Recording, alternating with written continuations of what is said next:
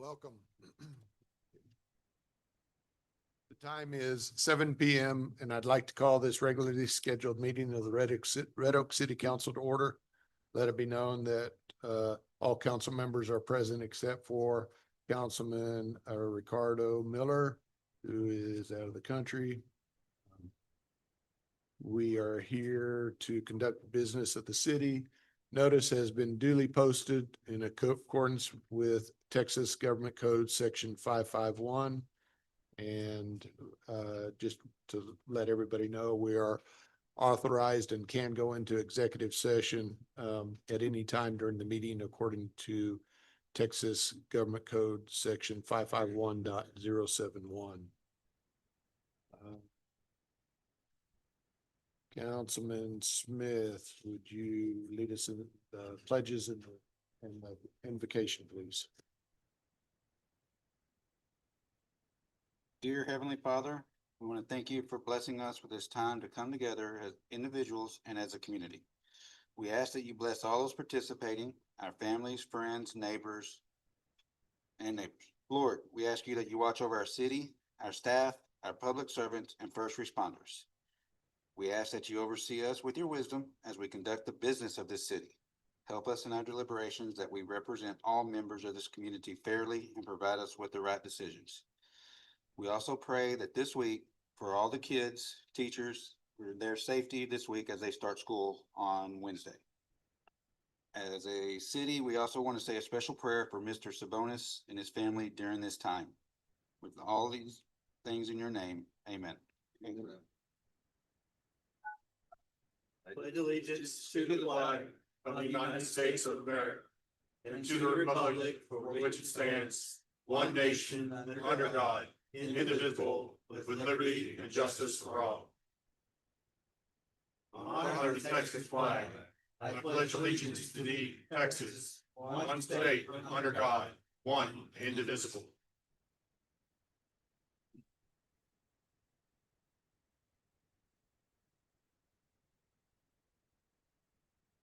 Thank you, Councilmember Smith. All right, so we have a presentation tonight and we'd like to welcome the Heights, Ellis County Family Resources to kind of talk to us about what you do, inform us, and then inform some of our citizens. And we're excited that you're here to be able to talk. So come on up. Mayor and council, thank you for having us tonight. We're very appreciative. We want to say, first of all, thank you for the support you've given us in times past and the things you've done to help us and aid us in our work. The Heights is a mission or I'm trying to say nonprofit organization that works to help with family violence in our community. Family violence is a disease that affects all communities, not just poor communities or affluent communities. It affects all communities, all families, all types of folks, all races and classes. And it certainly, unfortunately, is in our county. And so about 7, 8 years ago, 9, I don't know, we're losing track of time. Things have moved so fast, but a group of us got together and said, we need to start trying to address in our county and in our local areas, our cities and county, this problem, this scourge of family violence, and see what we can do to try to stem the tide and break the chain, because it tends to be very much a generational curse that has been passed down in our community. So we've been about that now for quite a number of years, and you've been gracious enough to help us, and we wanted to come give you a quick update. I've got with me tonight our wonderful executive director, Jennifer Salzman. And she's going to kind of go through the numbers and stuff with you, and then I'll just have a quick word to wrap up at the end. Excellent. Thank you. Yeah, echo. Thank you guys so much for your support.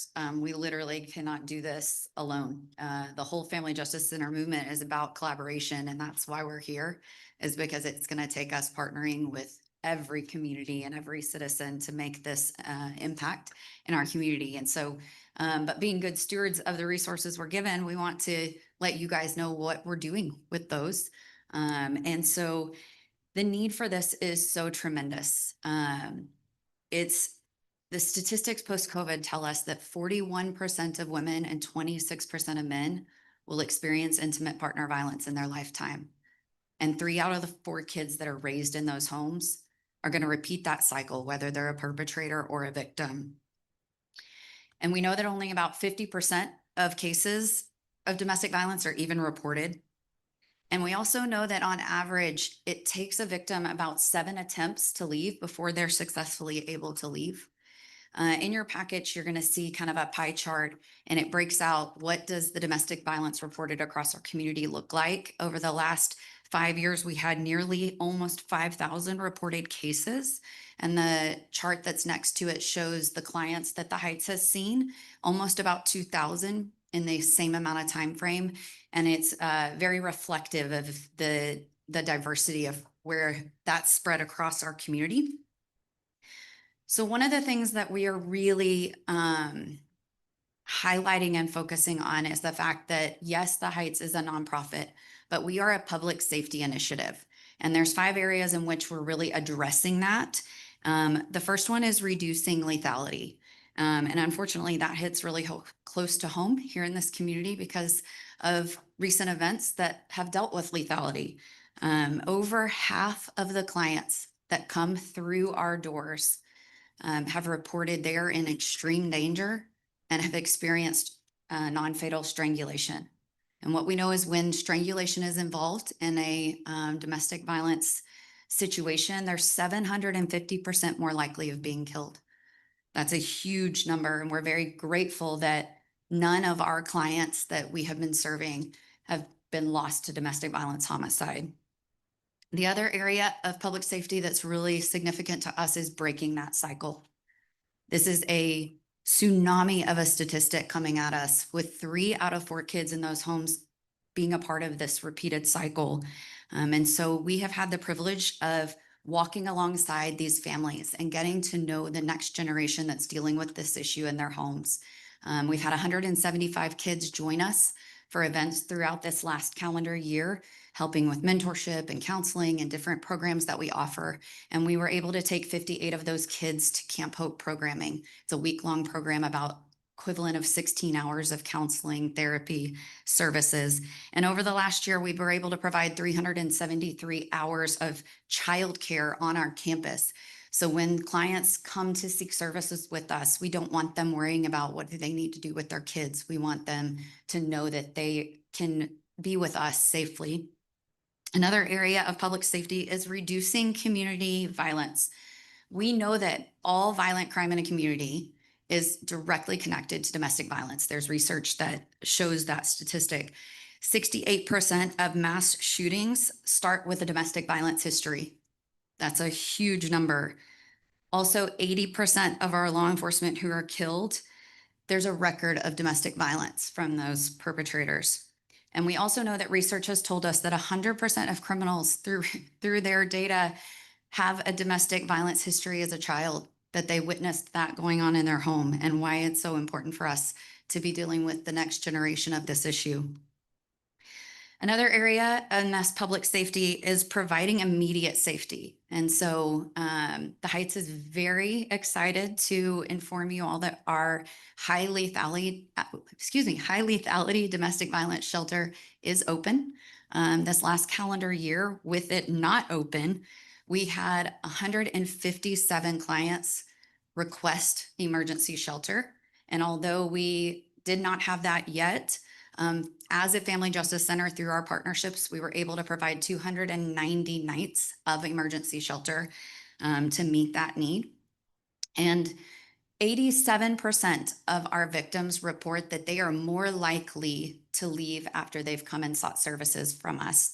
And that's really significant when you look at the ecosystem of what that does to our law enforcement returning to those homes time and time again, if they can actually take that next step to get out of the situation. And the last area of public safety for us is strengthening our criminal investigations.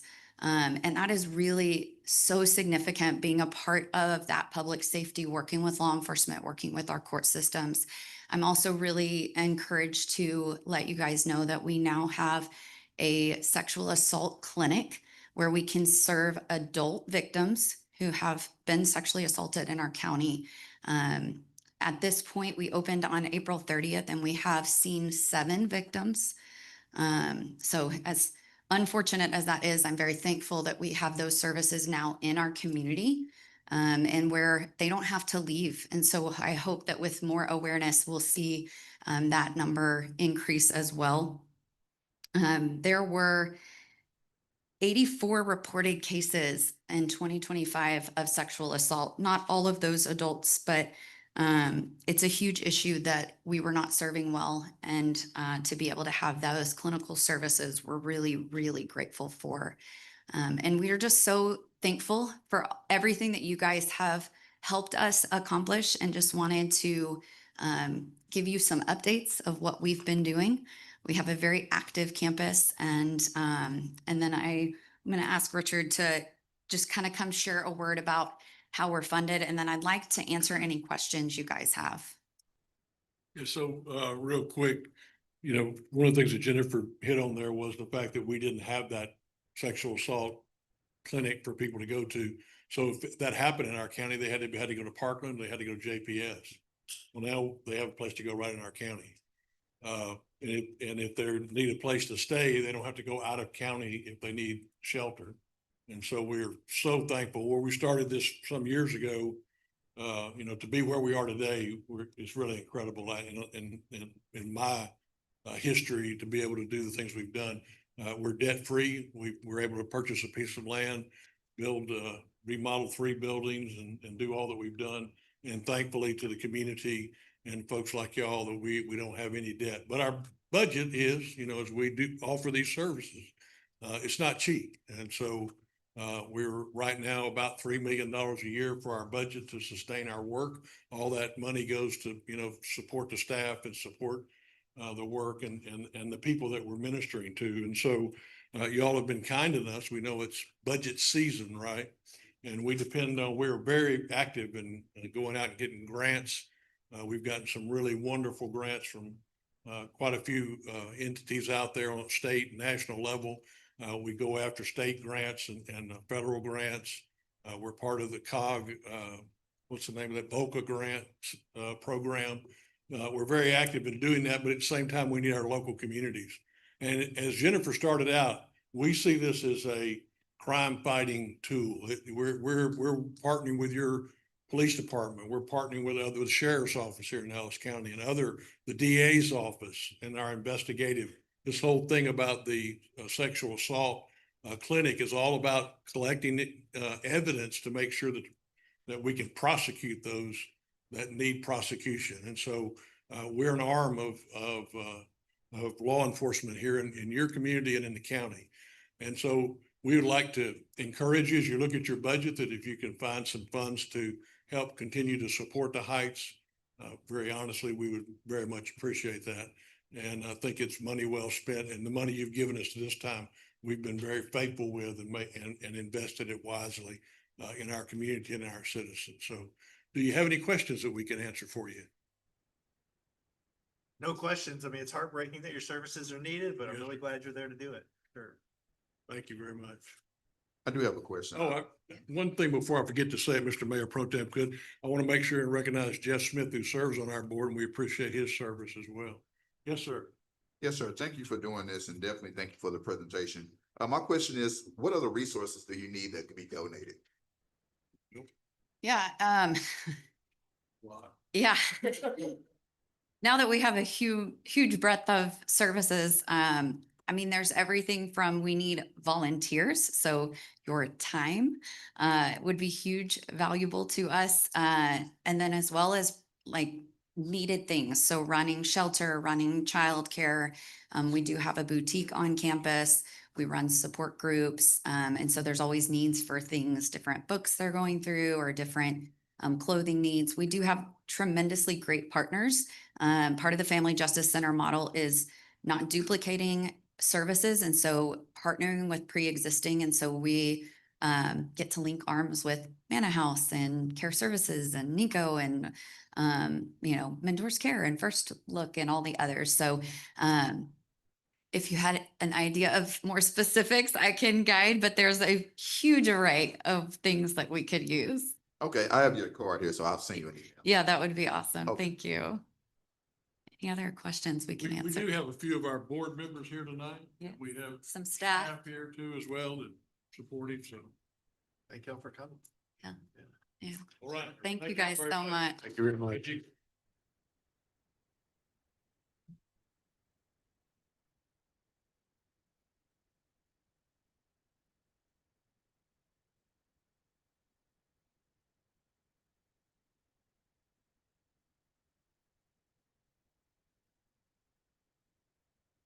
Our next one is a recognition for an officer who has gone above and beyond the call of duty specifically for us for 21 years and over 40, is that correct? Over 40 in law enforcement. And so we have retirement honors that we're going to present to Lieutenant Jim Langham.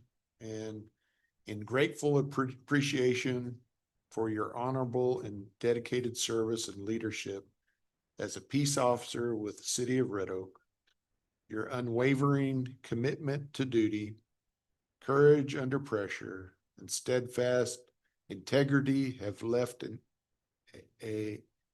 unending mark on this municipality and the city, Red Oak community. Thank you for standing watch for 21 years. Lieutenant Jim Langham, we wish you well and all, and if you can please come down, and we'd all like to greet you and say congratulations. So.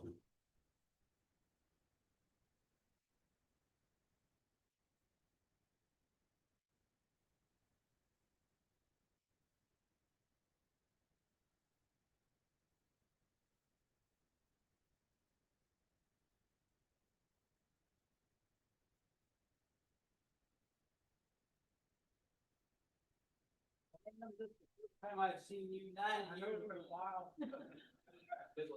Thank you.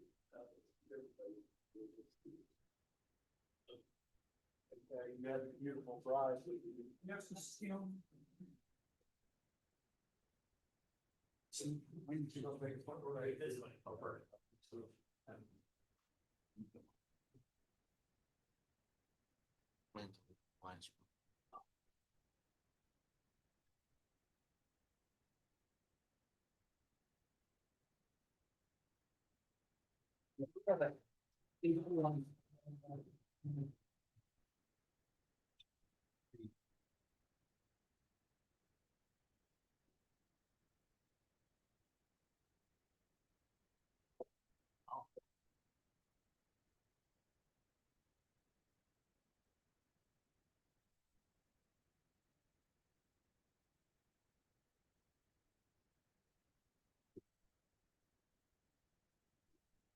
Okay.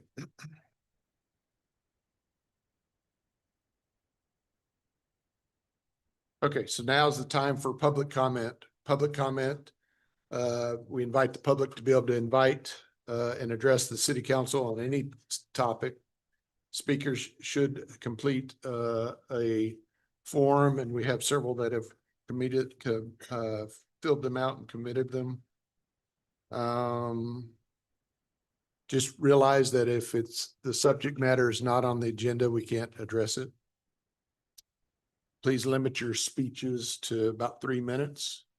We have some that are submitted and request a specific item, which is item number 10 on the agenda. And if I'll read out your name, and if you want to speak on that one now or at item 10, just let me know. When you come up to the mic, just present your name, your address, and what you want to speak about. And we have Jan Kavanaugh. Do you want to do it now, or you want to do it at the item 10? Item 10 is the Bernie Lane thing. Okay, because we'll open the forum then also. Okay. Lonnie Jansen.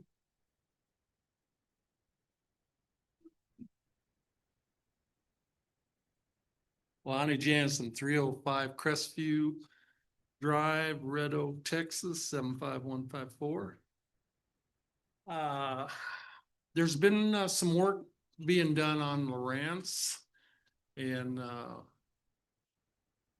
finally it was really torn up and I went down to the county commissioners meeting the other day and I talked to Mr.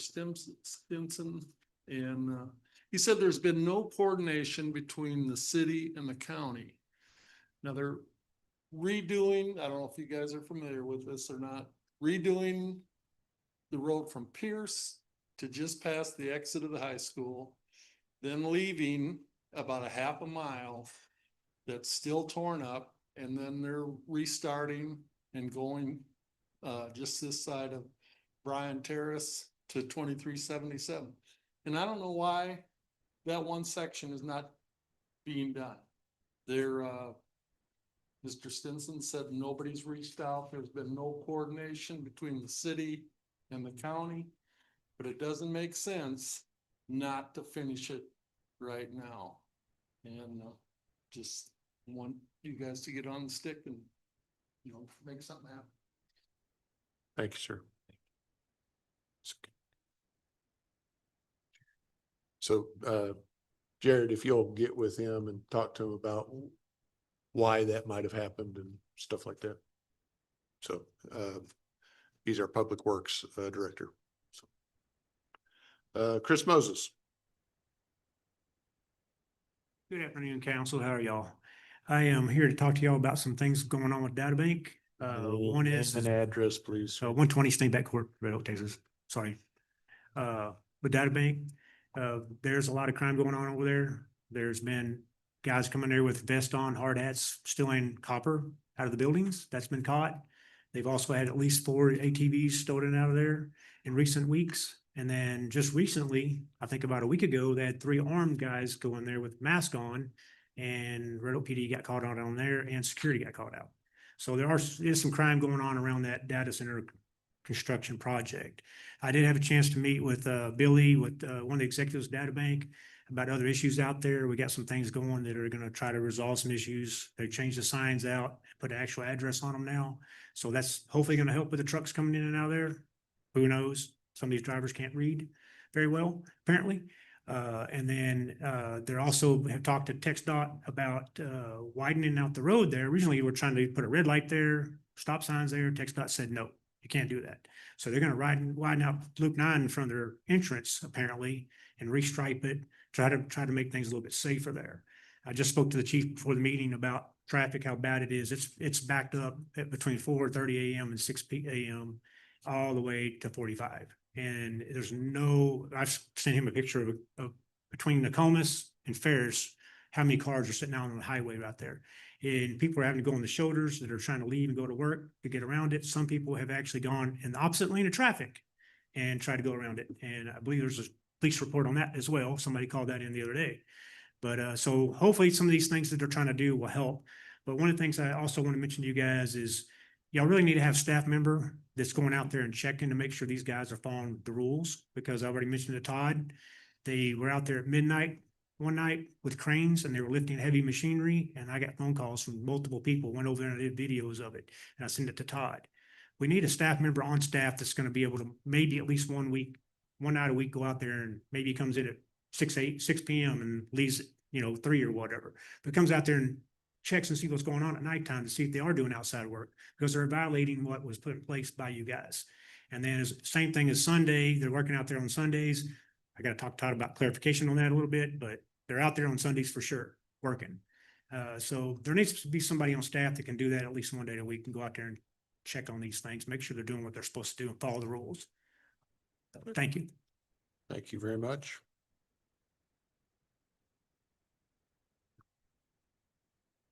I want to make sure. So, the Moncries, do you want to speak and maybe I'm saying it wrong. Eli and Christine? Not here? Okay, so we'll read that in to the one that is, Item 10. item 10. Okay, in case you know them. and Deidre Thomas. Okay. So that will be read in for item 10. Also the Moncrief. Put your sign down. You might be able to, please. Okay, we're good, sir. Got two from the Moncriefs. There were two separate. Yes. Now real. Okay. Shut. All right. So I think that's it for our public comments. So now we'll move on to consent agenda. Consent agenda are items that are considered routine in nature. It can be acted upon in one motion. They may be withdrawn by myself, the council member or city manager. Items 1 through 6, was there any clarification that a council member needed on those? No clarification, Mr. Mayor. All right, I'll entertain a motion to approve the consent agenda as presented. So moved. Second. That's Lightfoot and Smith. Those in favor? Franklin, I. Flannery, aye. Lightfoot, aye. Smith, aye. That passes 4-0. Item 7, consider the adoption of resolution number 26-040R, accepting and approving a preliminary amended and restated service and assessment plan and a preliminary assessment roles for the Red Oak Public Improvement District Number 1, calling a public hearing on the levy of special assessments against improvement area 2-3 of the district and improving all other matters related thereto. Mr. McRoberts. Okay, Mayor, Council, on December 14th, 2020, Council approved a resolution authorizing, establishing, and creating the Red Oak Public Improvement District Number 1. Improvement Area Number 1 is currently underway. On July 13th, 2026, Council approved a resolution establishing a reimbursement agreement for the improvement areas number 2 and 3. So the purpose of this agenda would be to adopt the resolution accepting and approving the preliminary amended and restated service assessment plan and preliminary assessment roles for Red Oak Public Improvement District Number 1 and calling a public hearing on the levy of special assessments against improvement areas number 2 and number 3 of the district. We've been working with our financial advisors, Hilltop, as well as a third-party consultant that currently helps coordinate improvement area number 1, P3 Works. Daniel with P3 is here if y'all have any technical questions. Beyond that, you can take any questions or concerns you might have. So that public hearing will be in the future? Correct. Okay. And so that we have a slated time for when that's, Yeah, there's specific motion language. Okay. But I believe the public hearing is for the next regular meeting in September. all right. Okay. So our resolution is just to schedule the public hearing? It's approving and the preliminary amended and Oh, restated. preliminary, okay. Yeah, Preliminary assessment and service plan, and that's what we have the hearing on. And then if you don't like the assessment or they want it reduced, then the service plan would have to be changed. Okay. All right. So council, are there other questions and do we want to hear from P3? Mhm. I'm sorry, I apologize. No question, Mr. Mayor. No questions for this one. Entertain a motion to adopt resolution 26-040R. So moved. And that's counts. Just one, there's a No, suggested there's the motion. Do we motion. need to Yeah. read it as presented? Yes. Okay. I don't have that. I got it. I'll read it. I'll move to adopt a resolution accepting and approving a preliminary amended and restated service and assessment plan and preliminary assessment rolls to the Red Oak Public Improvement District Number 1 and calling a public hearing on the levy of special assessments against improvement areas number 2 and 3 of the district. So Councilman Franklin, you second. Oh, so red is Lightfoot. Second was Franklin. Any questions? No question. And just to refresh everybody, this is out there, the Oaks, back behind the Oaks. Okay. Those in favor? Franklin, I. Flannery, aye. Lightfoot, aye. Smith, aye. That's 4-0. Thank you, sir. Wherever he went. Oh, thank you very much, P3. All right. Item 8, consider adoption of resolution number 26-041 R, the City Council, City of Red Oak, Texas, approving a professional service agreement with Freeze Nichols, Inc. for the Live Oak Park Master Plan. Mr. Cooper. All right, good evening, Mayor and Council. This item is for a professional service agreement with Freese and Nichols for the Live Oak Park Master Plan. This study area is roughly 175 acres. It's going to extend from the entrance here at Red Oak Road all the way south to the baseball and softball complex. It's going to incorporate Watkins Park, the football field, as well as making a connection possibly to Cherry Creek Nature Preserve where we have the disc golf course.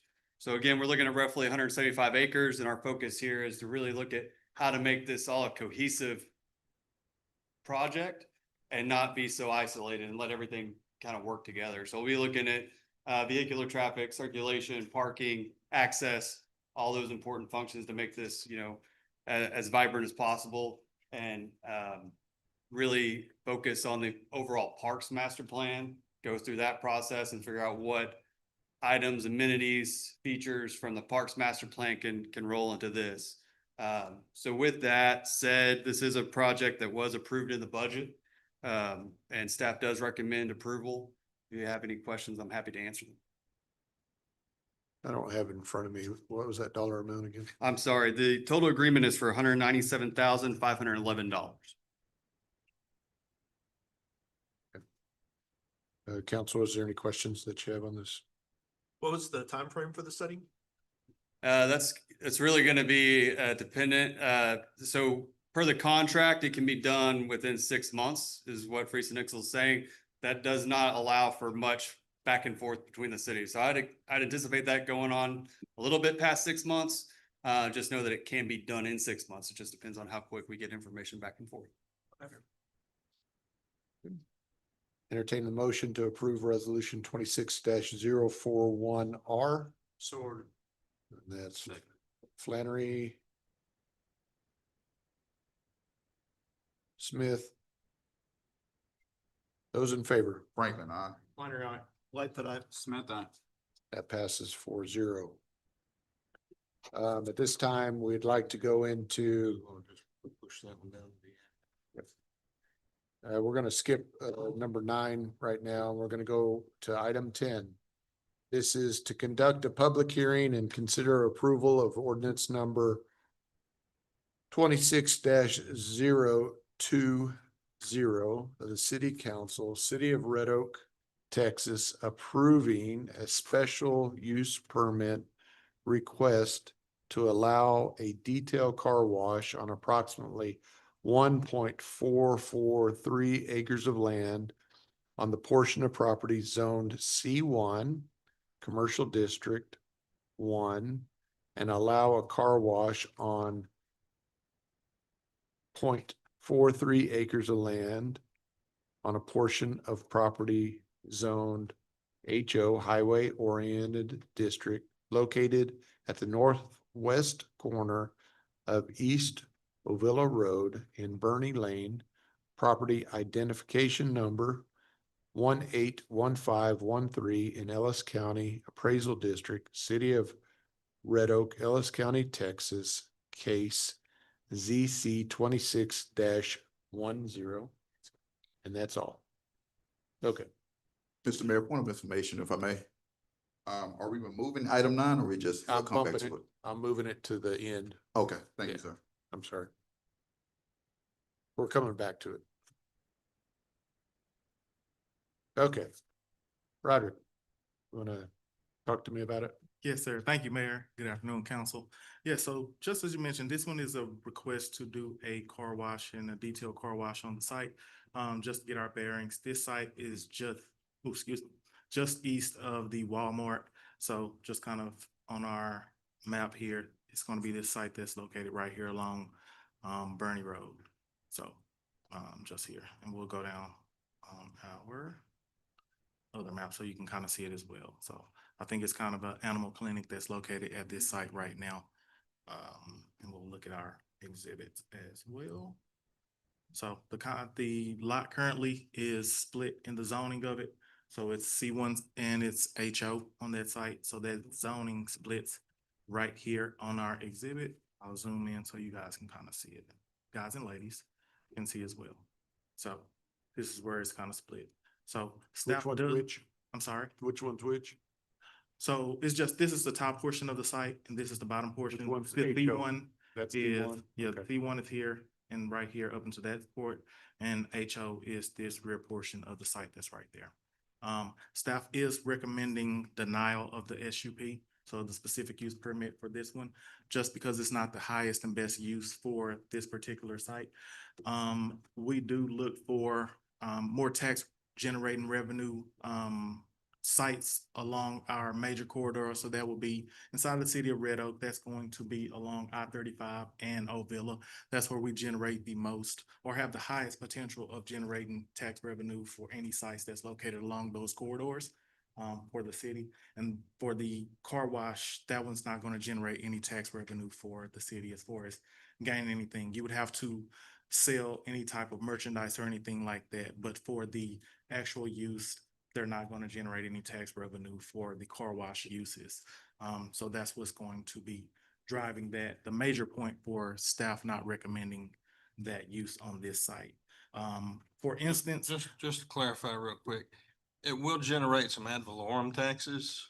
What he's talking about is sales taxes. correct. Yes, absolutely. And just for instance, the surrounding sites, there's going to be neighbors to this one. In particular, like the Chicken Express, that one's going to generate sales tax as far as or property tax. It will generate like Todd said. It will generate property tax. However, as far as the sales tax, it wouldn't generate those. We were able to pull some numbers for the neighboring sites around there. And what we were able to pull is that Chicken Express, for instance, would generate around $2,700 a month for the sales tax.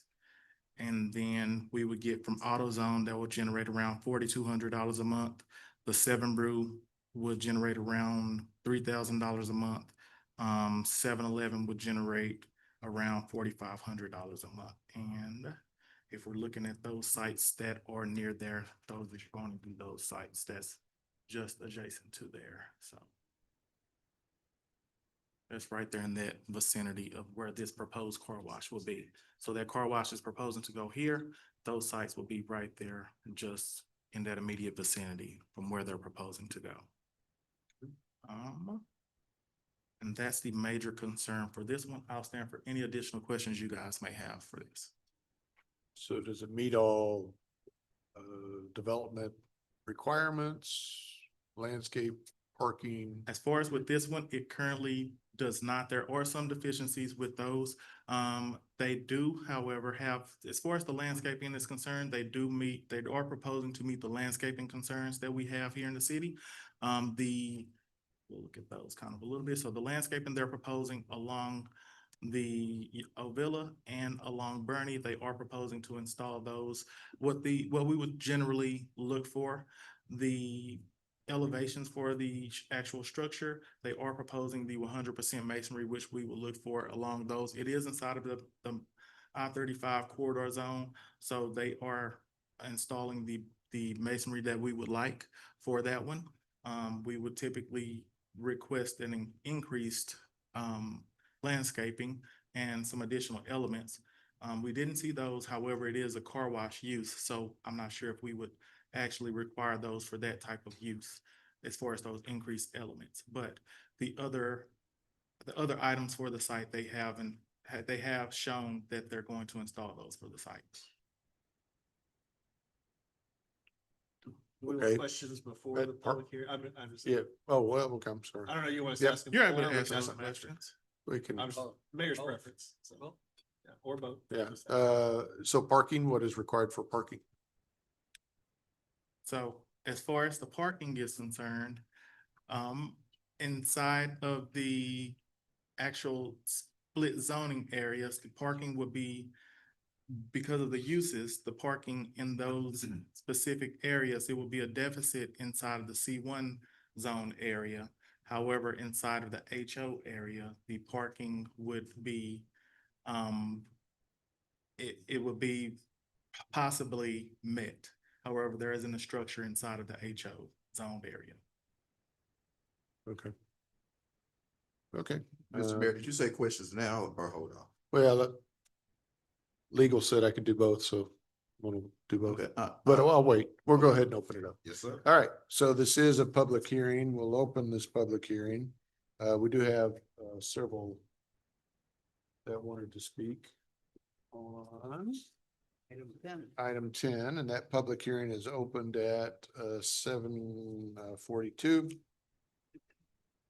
And we have Ms. Jan Kavanaugh.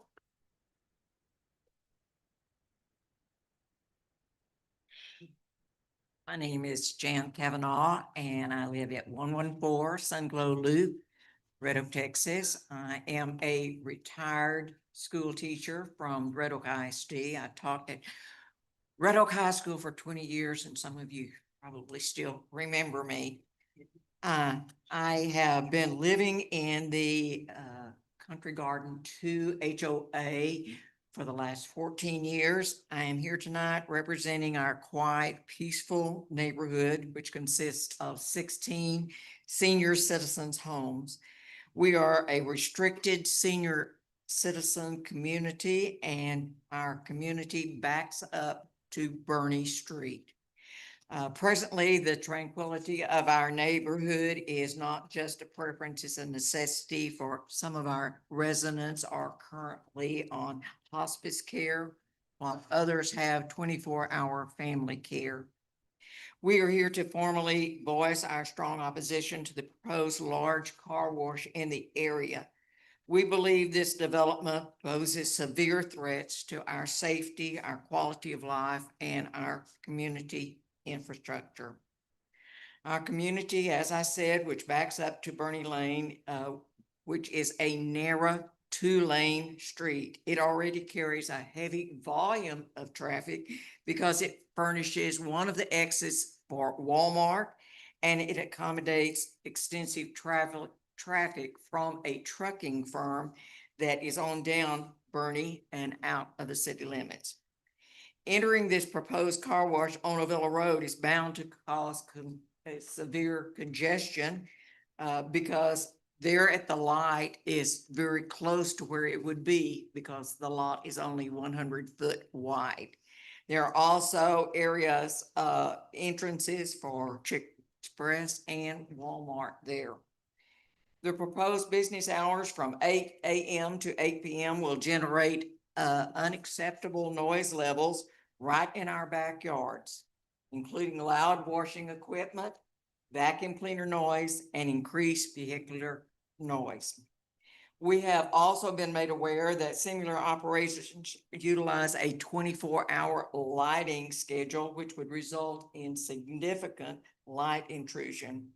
Therefore, it is a serious concern also about loitering and so close to our vulnerable residential area. When questioned at the recent Red Oak Park and zoning committee meeting, the issue of employee parking was addressed, yet we learned that absolutely no provision has been planned to resolve that area. Additionally, because this car wash will not bring any sales tax revenue to the city, we hardly see the need to disrupt the lives of our senior citizens to place this type of facility so close to our homes.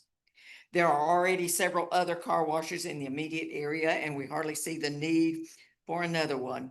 And having said that, we would like to ask if an impact study has been made to see how this particular business would affect our residential area. Thank you. We respectfully ma'am. ask that you prioritize the peace and well-being of your senior residents and deny this proposal for zoning changes. Thank you for your Thank- time. Thank you, ma'am. It's not often you get to try to, Sounds like a teacher. well, yeah, silence teacher. They always told me to be quiet. Yeah, that's right.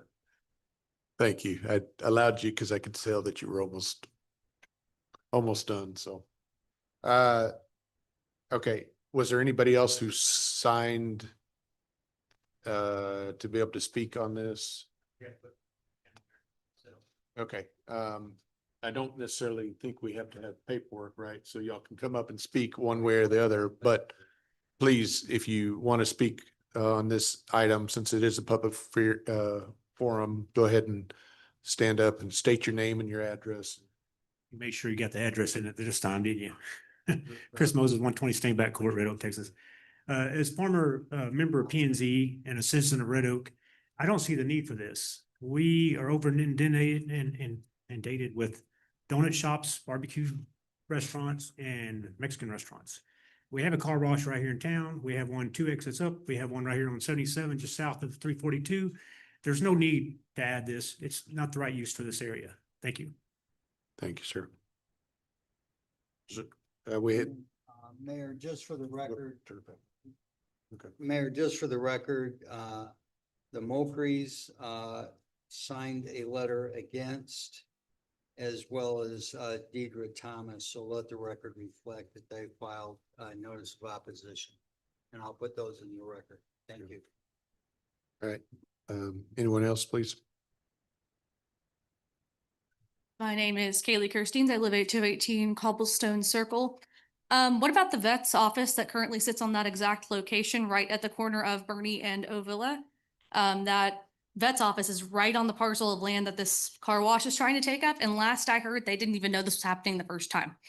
So what about the vet's office? Do they get a say in this? Do they get an opinion on this issue? Additionally, again, same with what he just said, there is one at Bear Creek and one at 77. We do not need this here. It would overflow the amount of these car washes in this area, and it would just lead to one of them dying off, and it'd probably be ours. If the vet office is not taken into consideration, we really can't do this anyway, because they need to know and need to be able to voice their opinion on this as well. Thank you. Could you, ma'am, could you say your name again, please, slowly, Kaylee Kirsteins, and spell Kaylee for me? Kailee. Thank you. Thank you. Is there anyone else? So, Mr. So I can kind of give you a little bit of background. You might be able to do that. So go ahead. Sure.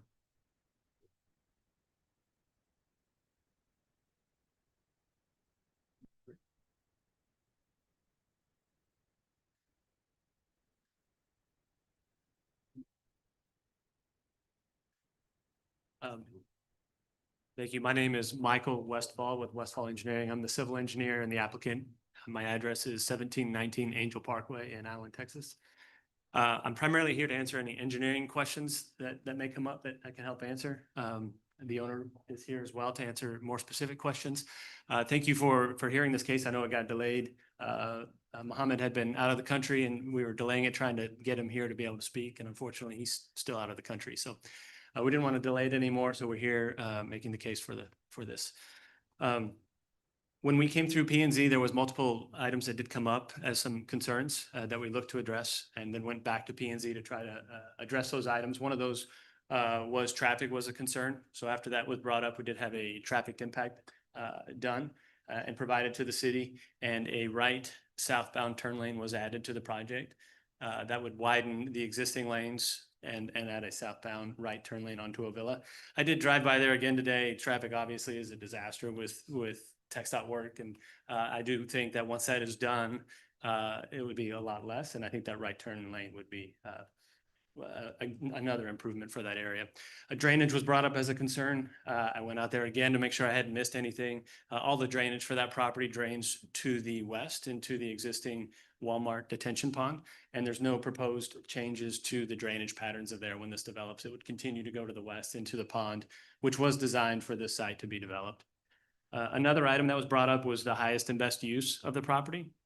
And I think you guys can see this. I'm going to bring up one second.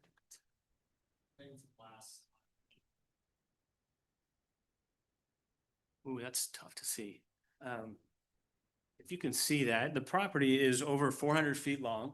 And it varies in width a little bit because of the Chicken Express, I believe there. So its narrowest point is under 90 feet, it's about 89 feet. And up on the northern side, it's just over 100 feet wide. It gets narrow because there's a right-of-way dedication that's required for Bernie Lane. And when the concern was brought up for highest and best use, we started looking at it to see what else could we put here? Could we put a retail building? Could there be a restaurant? And while I do believe you could get like a Waffle House type size restaurant at the very front, there's really no use that would utilize the whole property. And with the frontage on Bernie Road, it's a less desirable frontage than Ovilla. And so we looked at, could you do a retail building here? But the reality of that is if you have the required fire lane and the 18-foot parking stalls, you're left with a building that's about 25 to 35 feet deep. And a traditional retail building is in the ballpark of 65 to 75 feet deep. So you really don't have a developable building that you could do for traditional retail. So it'd have to be something fairly specific to come in here and very unique. And even more unique to fill up the entire property. So a car wash is very uniquely suited for this property because it's very long and linear. And it's got two different buildings and conveyors through there. So it's quite unique, and I believe it is a good use for that property. Was the other thing that came up here. The parking was brought up as a question. It's a little bit unique of a property because the zoning is divided. It is considered one lot, so we look at it as parking as a use as a whole, but kind of the semantics with the HO in the back and the CO in the front and where the parking is placed on the property is technically some of the parking in the front is on the back of the property. So it just kind of the way that fell in the site plan, but it does have the parking needed for the use as well. But I'm here to answer any other questions you have for engineering wise. The owner is here for operations and other things that you may have, but that's all I have. May I have a question if I may, sir? No, go ahead. I yield. Go ahead. Sure. Okay, no problem. You want to do it now or you want to do it after we close? Oh, yes, sir, that's fine. No, You're the mayor. You're the mayor, you tell me. no, it's fine. Yeah, do it. That's good. Okay. Thank you for your presentation. You addressed some of the concerns. My question to you as the applicant, not the engineer. We have a similar car wash, maybe, I don't know, 2 minutes east of where you're building here. As an applicant, just curious, why would you suggest another car wash with so much competition in that close proximity? I'm happy to try to answer that, but I think that would be better suited for the owner. Please. So again, your name and your address. Sure. Khaled El Shahimi, 206 Lisa Way in Red Oak. First of all, I want to thank you guys for your time and hearing us out.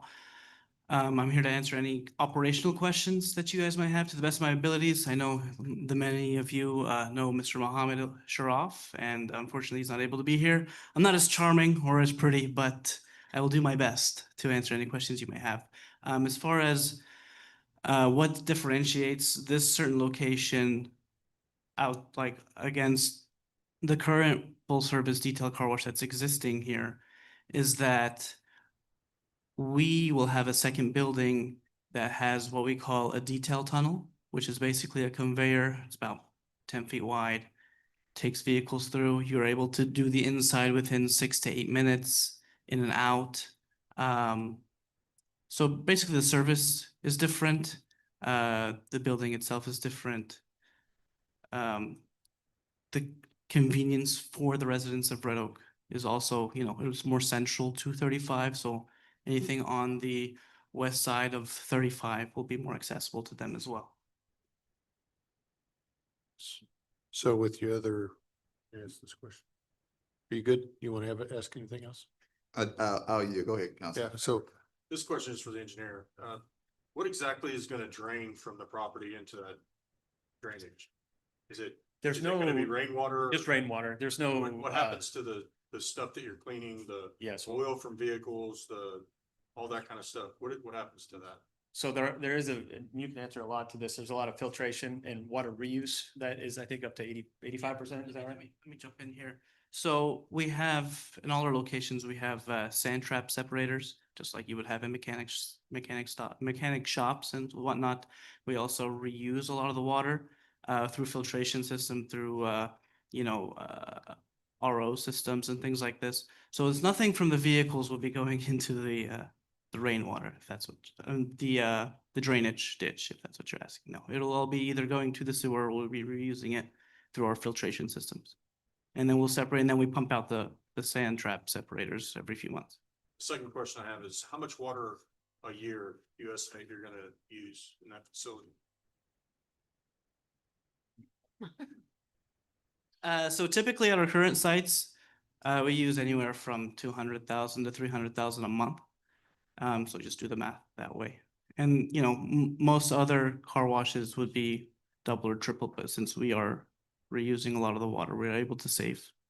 And then, as far as water usage, a car wash uses anywhere from 20 to 30 gallons per vehicle, whereas if you're washing it at home, you're using upwards of around 100 gallons to do it in your driveway. So we save the water that way, and then we save also the runoff that goes into the rainwater from your driveway, whereas we, process it, clean it, make sure it's safe to put back into the sewer.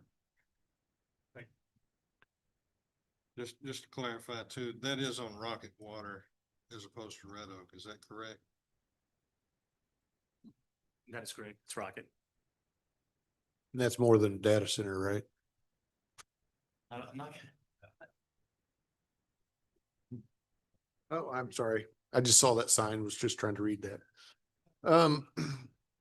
So question, how many vehicles does one of each of your two sites, the one in Glen Heights and the one in 77, if you know, per day tend to go through there? So Glen Heights is new. We probably have a few hundred cars per day going through there. The one on 77's much more mature. Or Midlothian? And then Midlothian as well. So Waxahachie is the busiest location we have in Ellis County. Midlothian second, Glen Heights would be third. Do you want all of them together, or would you like it separated? Just a daily count of what you think. For here, what I think. No. Well, Sorry, here, I'm- or what you are, what is the capability of handling per or opening hours? How many cars can you get through there in your hours of operation? Realistically, or what we think we can do? If you were packed up, We can do 2,000 cars a day through there. If we wanted, if we had the volume. Mhm. Doesn't mean that we are gonna do Sure. 2,000 cars a I day. understand see, that. but- I didn't know. But how that long- just shows you that we can process cars very quickly, and then no matter how busy we get, no matter what kind of weather we get, and then everyone wants to wash, we can push them in and out at a very quick pace, with no issues, no concerns for traffic, so on and so forth. So thank you very much. Chief, how wide is a fire truck? Or engineers, what's your length and your width of a fire truck? Width, not length necessarily. So what I'm getting at is this, I assume this fire lane that's on the west side of it says 10 foot. Is that safe? Let's not put him on the spot. Let me go. Okay. All right. Go ahead. What's the standard? Well, the standard required. Yes, Ken. Oh, It doesn't matter. Yeah, it does. Okay, go ahead. Yes, sir. As far as the drive aisle, No. Want to know, is there a fire lane that'll handle the fire truck, and is the fire department reviewed the plans, and are they okay with fire lane? That's what he's asking. Yes, so our fire team has looking at these. This would require an additional permits for this one. Now, I guess we have a double-edged thing now. Our fire trucks would not be going through this car wash. Oh, no, no, no, no, no. That take them out of a job. What are you talking about? Emergency and fire Gotcha. truck or emergency. Uh-huh. Public safety vehicles safely maneuver the area and fight a fire without putting our fire department and our equipment in danger. As the fire marshal reviewed and agreed with these plans. So from a zoning perspective, yes, as far as the permitting side, they have not. So we haven't got to the permitting stage because we're just at the zoning portion of it. So yes, to a certain extent, but we haven't got to the permitting phase of it yet, just because we're at the The zone. reason that's important, I think, is because Bernie Road is not a good road for traffic at all. Like, Uh-huh. It doesn't have a good, nowhere to park, nowhere to, I don't know where you even get more space out of it. Like it's Yeah. it's not meant to be a traffic road, it seems like. I'm not trying to trap you, Mr. Westfall. I'm just, looking at that, I'm just thinking if they had to, but because I guess we're using that logic, if we put a restaurant in that front half, we don't have a fire lane that can go around it. And yet, do we have enough for fire protection or whatever? I'm just trying to logistically think through things. Right. Sure, you I bet. think now, along with the way that you're thinking, Mr. Mayor, if there was a restaurant or any type of commercial building that were placed on this site, the design of this would be totally different. So could the site support a restaurant or a commercial building? It absolutely could. The depth of the front portion of this site would be around 89 feet in the front. The way that they have lined it in the back portion of this site is around 125 feet. That's after the right-of-way takings. So. And the setbacks and things like that? That is, so the setbacks along Bernie Road would be 25 feet. The setbacks along Ovilla would be 25 feet. That is prior to any type of rezoning or anything like that. The side setbacks to the west side of the site currently would be 0 feet to that site, because it's a commercial site. That's currently as we are right now. So as it currently lies, we could currently put a commercial building on that site. That's prior to any type of rezoning. So something could come and be rezoned on this site. However, we aren't looking at that right now. I'm just giving you hypotheticals Yeah. because you placed that out, okay? Chief Jones, I know you weren't here when this actually was originally contemplated. But from my minor knowledge in fire protection, as long as you have 150 foot of hose lay from one end of the building to the other, you don't absolutely have to go around the back side of the building. Yeah, that's correct. Yeah, so it depends on the length of the hose lay, so. And they kind of answer your question, the fire marshal would be looking at this a lot closer if gets past zoning on, will it meet on the turning radius for the fire trucks?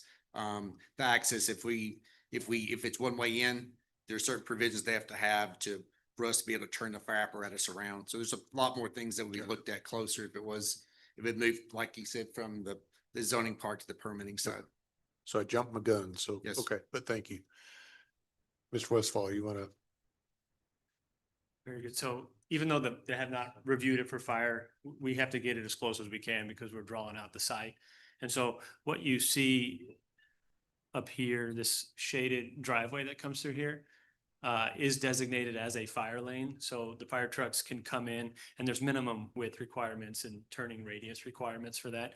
And so in the event, if there was an emergency, the fire truck would come into the site and that fire lane comes across and then comes back out, has a second point of access out to Bernie. What you can see from that is when you do have a fire lane, it fits because we don't have any parking with this tunnel. And so we've got basically a little bit of room to meet the landscape requirements. We have the fire lane and then immediately the very narrow car wash tunnel. The lane in the back that you saw is 10 feet. That's not intended to be a fire lane. That's for a car to kind of go around the building one way Comes back. to come back around through the car wash. Oh. But the fire truck has the hose to be able to go around the building and meet that requirement. But you can kind of see that example there. If that was a retail building or something, we don't have any parking along that building, and you wouldn't be able to fit any parking with a building like that. So it would have to be a very unique layout for retail to work. And that answered a lot because for the detail thing, the car loops around, it comes back in and exits back. That's right. The way this is laid out, this first car wash, this first building is the actual wash tunnel. So you come in, and you come down close to Ovilla and U-turn and come into the car wash tunnel. Once you come out of that car wash tunnel, you have the option to leave the site entirely. You can go back to the back vacuums, or you can continue up north, and it comes down to this match line. You continue north and you loop back down into the detail tunnel, where then you can get the inside of your car cleaned. You come back through to this middle part, and then you can either leave out to Ovilla, or you can go back north and go up through the Walmart parking lot. So there's really 3 points of access. Sure. To the property. Yeah, I was thinking that a fire truck had to get along that 10-foot Yeah, that would help. western barrier, and that did not make sense. Yeah. Okay. All right, so can I have a motion to close this? So public moved. hearing? Second. That is Franklin and Flannery. Those in favor of closing it? Aye. Flannery, aye. Lightfoot, aye. Smith, aye. That's 4-0. And council, is there other questions that you have? I have one. So what happened at PNC? Yeah. So the P and Z did not recommend approval for this one, so it was a recommendation of denial for this one. Did they have reasons? So because it was not the highest and best use, as well as they did have a recommendation for the applicant. We didn't receive any type of revisions. They did recommend that they complete the turn aisle before, and those they have it, we didn't show it here. So the proposed pavement improvements here. Okay. Before they completed any type of construction. They wanted them to complete this. So they wanted a commitment of completing this turn aisle. I guess I'm confused. So it was a denial from P and Z, Yes, but they had a condition or recommendation that's what they wanted. if council approved it? Yes. Okay. How was highest and best use defined? Or was it just the sales tax dollars? Yes, we wanted anything that's along I-35 and Ovilla, we wanted those to be sales tax generating. maximization, yeah. Okay, not exactly highest and best use in like a real estate term or a technical term, but just Yes. that was the key for that area. Exactly. I understand. I mean, it's a heavy retail area, so I understand. Well, you're sitting at the corner of Walmart and Oakland Road Right. in a signalized intersection. I understand. It was just, I wanted the highest and best use term, just wanted to be sure we, Mhm. if there was something I was missing there, but from a sales tax standpoint, I mean, that makes sense from an economic development standpoint. So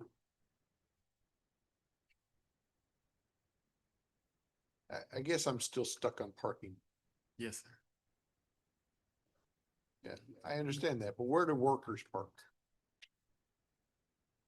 Well, what the applicant has kind of indicated is that their workers would be parking in maybe some of these spaces or here.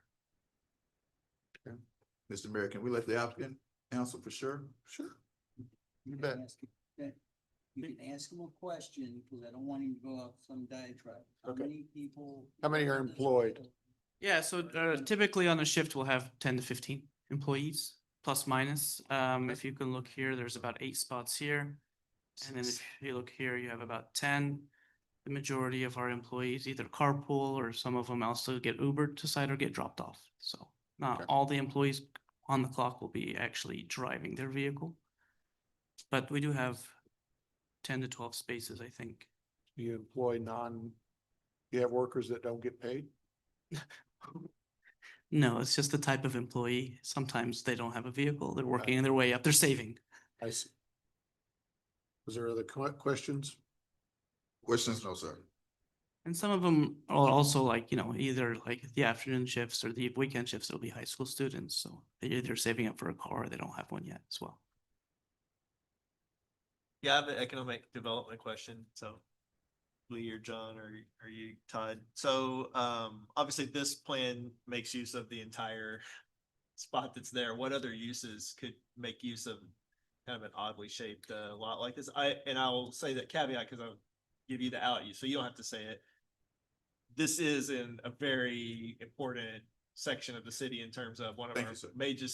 major streets, right next to one of our biggest centers, Walmart, which is pulling a lot of traffic. So I understand that that's the case. In terms of uses, I mean, we talked about a restaurant in the front part, which would be kind of where the building is today. What other uses might make use of this area? I think you could put restaurants and retail multi-tenants in there as well. I mean, you just look at 342 and the railroad tracks, you got Amalia's sitting in there, and that's less space than this. Yeah. It's all a matter of how you lay your parking out.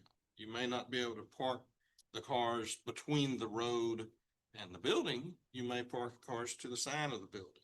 So I think you can do a lot of different types of retail and restaurant uses, office uses. It's just gonna be laid out differently than what you typically see in a normal retail center.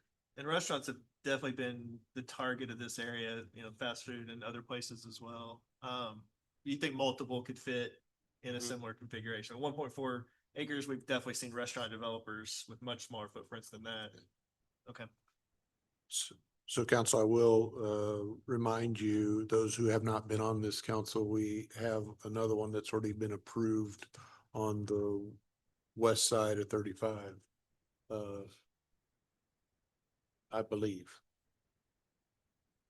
Mr. Hartman, is that possible? Yeah, I think we approved one. No, not for them. The one that, what was his name? With Cal- Red Oak Auto. Right. Yeah, on the west side. So we have one that's already coming over on that side. Yes, I just want to remind. Oh, yeah, I remember. I'm all caught, watched out. I think Okay, all right. we've hit our peak. So, is there any other questions that need to be answered? No question. Okay. Sorry, you asked about P and Z, but I think one of the things, since they disallowed it, we have to have a super majority? That's right. So all four of us would have to agree for this to pass, right? But it would have to be unanimous amongst the four of you. 3-1 will be insufficient. Even though Mr. Miller's not here, he still counts towards he's a member of the governing body. He's not disqualified, so he is counted. So you need 4 out of 5, which means it has to be unanimous tonight. So I will entertain the motion to approve the ordinance number 26-020. So move. Okay, and that's Lightfoot. Okay. And that was Flannery. Yes, sir. Those in favor? Franklin, no. Flannery, no. Lightfoot, no. Smith, no. That fails 0-4. Mr. Mayor, I'm happy to offer some feedback Sure. if it pleases. No, Yep. Yeah. No, okay, not now. no problem. All right. Item 11, conduct a public hearing and consider approval of ordinance number 26-021. The city council, city of Red Oak, Texas, approving a special use permit in planned development 85 revised zoning district to allow an approximate 2,500 square foot accessory building on the property described as Lot 8, Block A of the Cole Manor and addressed as 211 Stonegate Way, City of Red Oak, Ellis County, Texas. Case ZC 26-11. Roger, go ahead. All right, thank you again, Mayor and Council. Kind of take a look at where this property is located. It's in this neighborhood, the Cole Manor neighborhood. So it's the site right here. Currently, this site has a cement pad here, what is now, I guess, their basketball court that they're looking to build a accessory building, what they're describing as their garage, or what they're gonna build as a garage that's gonna be here. Look at their exhibits. So the cement pad here, they're gonna extend the driveway, they're gonna build a garage and storage area on the site, which is here. It's gonna be located behind the current house. And it's going to be built with the same materials as the current house. It's gonna be, the house is currently a two-story house. This one is gonna be lower than the house. It's just gonna be a large garage with storage inside of it as well. No additional water or any type of extra rooms or anything have been described on the site. Just, like I said, a large garage is what the applicant has indicated to us. Outside of that, it meets all setback requirements that they have there. They have indicated that they're going to relocate their spray fields that are currently on the site. And outside of that, I'll stand for any additional questions that you guys may have. You said no water, electricity though? They run Yeah, electricity? it'll have electricity. You said no water though, right? Did I hear that correct? That's what they have Okay. indicated. I- There's I no just wanted to additional. be sure. Yeah, no, it's no additional water that they've indicated to us inside of the garage. So this is a public hearing. We will open the public hearing at 8:16. Is there anyone here that wishes to speak for this project?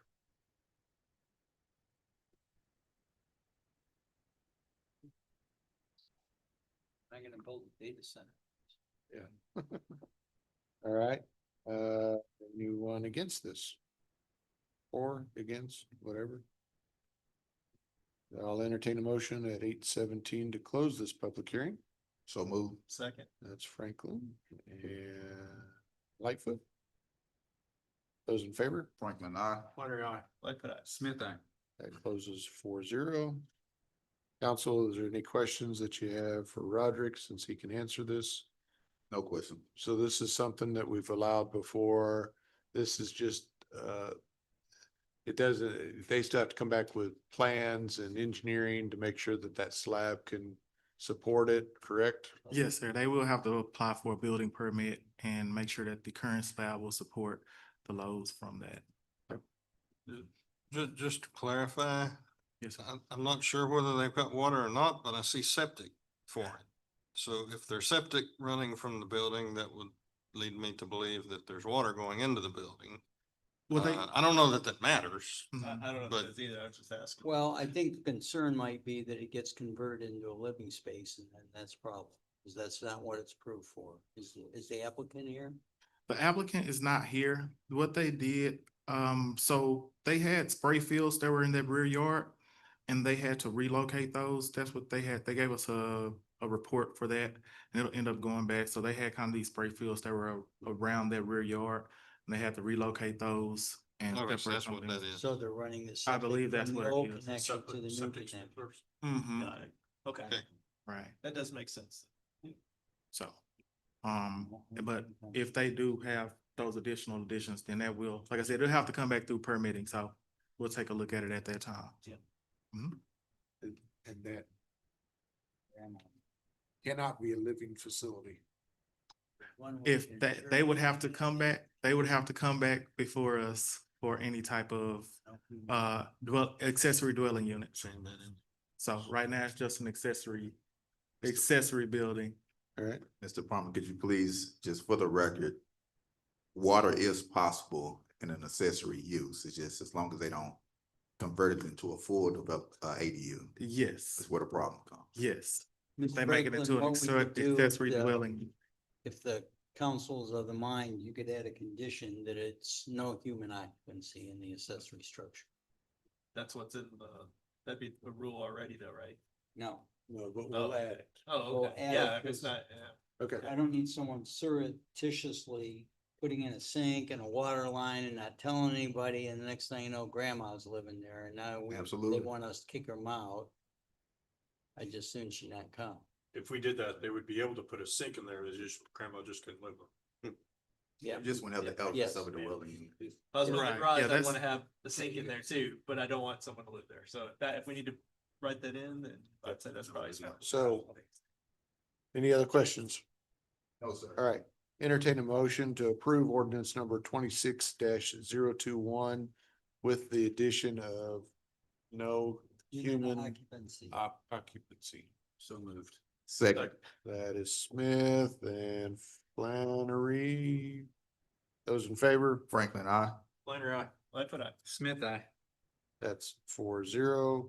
Item 12, conduct a public hearing and consider approval of ordinance number 26-022, the City Council, City of Red Oak, Texas, approving the specific use permit request to allow an accessory structure, a PET or CT imaging trailer on the site zone C1 Commercial District located at 309 East Ovilla Road, property identification number 228-620 in Ellis County Appraisal District, City of Red Oak, Ellis County, Texas. Case is ZC 2613. Roderick, go ahead.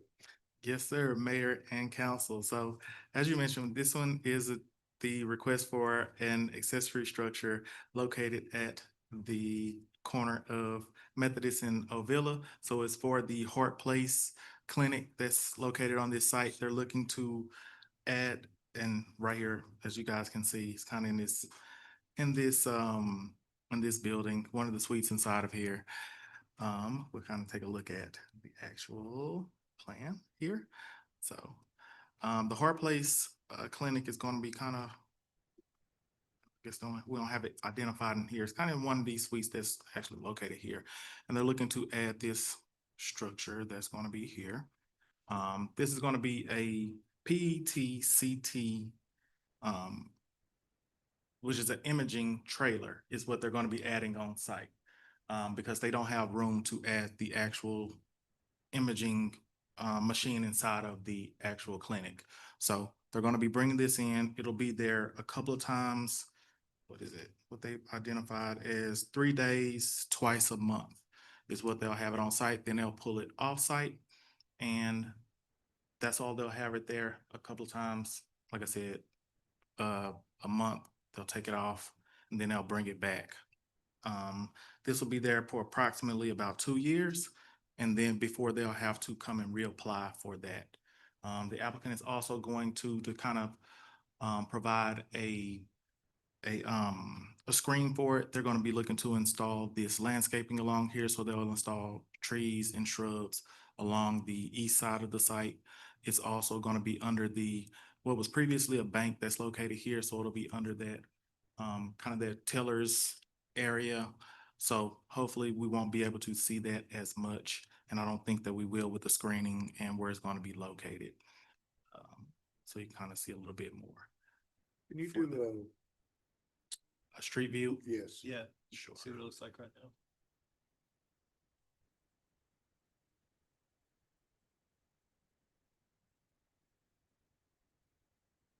So right That's what I now, thought, there's a drive-through there. right. Well, that's the other car wash, yes. That's the one that's down the street. Yeah. All right. So it'll be Small town, so we're gonna run into the car wash. it'll be located behind that Behind the drive-through? drive-through, right? So, and they'll add screening, additional screening that's right here, where you see some trees that's here. They're gonna kind of fill that area up. Okay. So you'll see it, it'll be located back there. So hopefully we won't see it as much behind that drive-through also. Okay. So, and the Hart Place Clinic is gonna be located right here, that they're gonna be tied to. So I didn't mean to interrupt. And it's it's an imaging trailer, but it's not, it's just a building on a trailer, right? That's all it An is. 18-wheeler. Yeah, it's okay. Yeah. Yeah, it'll be a trailer. The imaging, It's I'm obviously just inside gonna the be trailer. inside of Maybe the they trailer. move it around in like an 18-wheeler trailer or something. yeah, Right, yeah, box yeah. trailer. They'll bring it in, they'll Got pull it out. So. All And right, so this, go ahead. good. I'll say I stand for any additional questions. So I was prepared for you to ask me any additional questions. We just went right ahead. We didn't All wait for you right, to. so the time is 8:24. We'll open this public hearing. Is there anyone that wishes to speak on this, for or against? Roger, can you go back to the overhead view while we look at what we're, For the building, scroll back up. Yeah, you had an overhead, or maybe you might, no, sorry, the Google Maps one. oh, I'm sorry. The live view, yeah. Yeah, that's the one. Okay. And it's right there behind the. It'll be drop. here. Got it. Thank you. Mr. Palmer, is there, I'm sorry, Mr. Mayor, is it? Good, sir, please. Do they have an elevation or an example of that trailer, how it looks? We did have one. Looking to it.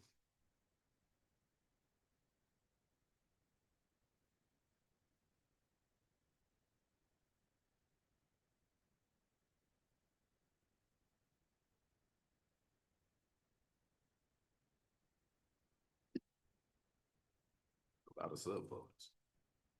Hey. The man is organized. That's all it needs.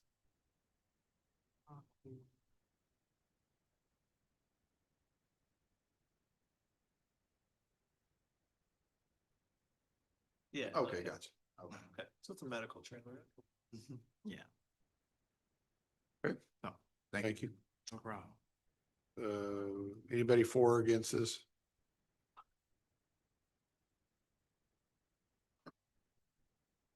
Yep. I'm on it. My name's Rodney Jennings, Facility Director for Our Place, and so I'm the applicant for the project. And here for any questions that you have. Sure. Roderick did a great job explaining. It's really just in and out. We'll bring it in with a semi, disconnect the actual semi, and then it'll come back 3 days later, take it on to our next facility, and we take this unit around to a lot of the area clinics that we have: Arlington, Plano, Greenville, Texas, and what. That answered a question I had too, which is is that 3 days, twice a month, your schedule or something we've asked you to do? Sounds like you move it around as you need for your appointments and all that. Correct. And of course, we negotiate that with our landlord, to be respectful of their space and other uses that they may have, but, So is there special power that's required there is.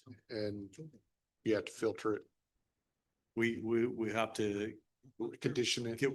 we have to bring 480 3-phase from a transformer. We may have to upgrade the transformer, so we work along with the power company, and of course, going through permitting and all that. We're kind of preparing all those things. And how, it's 48 foot? Do you know the length of the trailer? Truck length, I don't remember off the top of my head. It's a standard trailer. 48, It's 53 about foot. 48 feet. So what's the back entrance of that alleyway from the porta cachet to the back entrance? Does it stick out past in the back alley? So this one won't stick out. Are you talking about into those drive aisles? In the rear? In the rear, It won't stick out into the drive aisles, the way that they're proposing it. So it's gonna just stick right, it's gonna fit snugly inside of here. So right here inside of this, snugly, what is that distance? I'm sorry. What does that have mean? we don't have the absolute distance for this entire Can you measure area. that right now with Google? Where's my distance tool inside of here? Oh, right click, okay.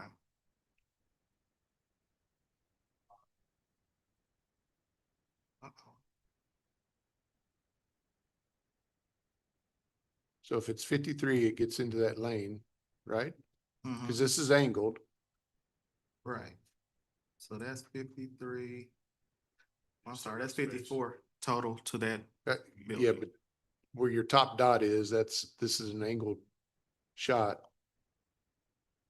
Oh, gotcha. I understand what you're saying.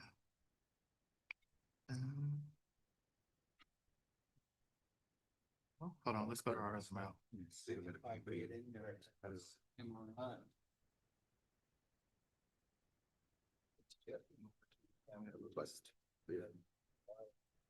So you, on your site plan, you do have it on the site plan. Is the site plan to scale? Looks like it's got like 6 foot. 6 or 7. Do we have the distance here? I don't think we have the distance. Don't have the here. distances, but if the picture's right, then it's still Right. not getting into that traffic lane. Okay, I don't think it's gonna fit with the truck. well, that's why they don't leave the semi there, Yeah, see, that's what that. because they have to level it and they have to condition it and everything. The truck Mayor? is not, the truck is not attached to it. That's what we just I said. got you. Yeah, Mayor, come down to mine. I'm sorry. I was trying to break in. I need Mr. Jennings's address. Oh, I'm sorry. 2020 Sherbourne Drive, Plano, Sherborne, Texas. Sherborne. Sherbourne, Cherbourg. Okay.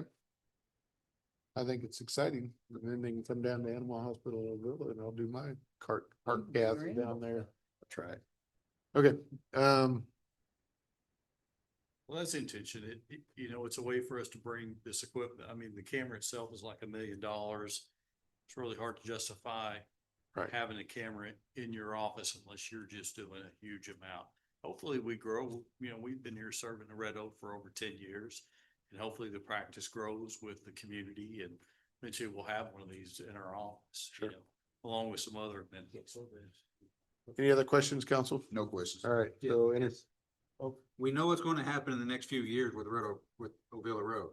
TxDOT coming in there. There's going to be plenty of room for their maneuvering of a 53-foot trailer and truck coming through with TxDOT doing all their construction. There's not going to be any issues with that driveway or anything. so every 2 years they have to come back. Remember that.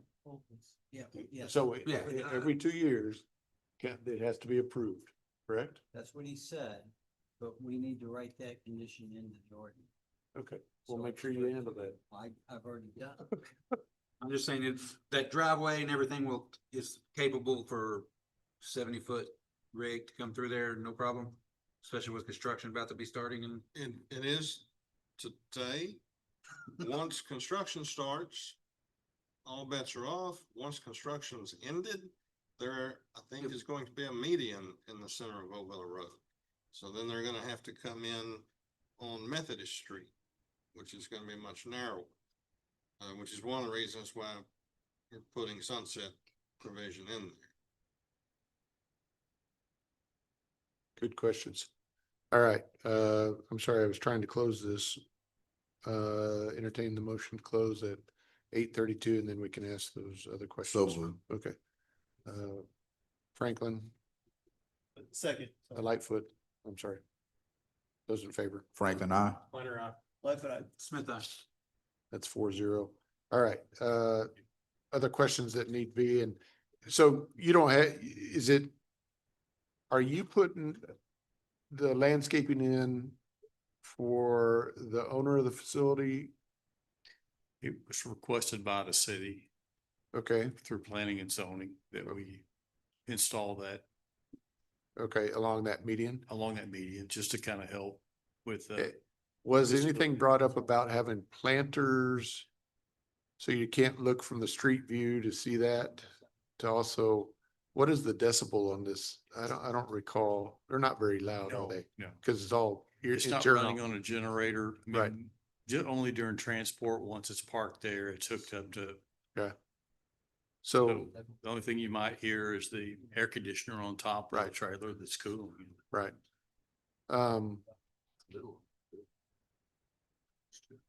Why I'm bringing that up is the people are parking underneath that portico right now. And is that the Todd up top? Is that, huh? No. No anymore. I'm just curious if you had portable planters where you put a landscape there. Cause you can't go through that. You don't want them driving up right next to your facility. How are you gonna keep them Right, off of that? it's not a functioning drive right now. I think some of the employees that work in the building may Yeah, but- park there for shade. And you're okay with them being that close to your $1 million trailer? You know, I guess we'll have to negotiate, figure that out with the landlord, if Okay. they still want people parking there. We won't put up that in the ordinance. Signage, we can do that. Sometimes we have cones that we'll put It up. should be parking there. That's not a legal practice. Well, I know, Yes. that's part of my thing. They shouldn't be parking there, but also to buffer that, we don't like transport containers being seen and stuff like that. This is essentially a glorified transport container. Good looking transport container. Huh? It looks very medically oriented. Yeah. We're saying, I But- agree. But maybe to have plant trees, shrubs, something in a portable container. You know how you see those things? Anyway, I'm just talking. Okay, entertain a motion to approve ordinance number 26 dash 022. So, Wait. Nope. And so if you do With- that with the addition of for a 3-year period of time to expire on the 3rd anniversary date from the effective date of the ordinance. Second, 2 years. 2 year. All the manager told me 3 years from the effective date, not 2 years. Not from 2 years from the CO, but from the effective date, which would be tonight, because they're not gonna get everything done overnight.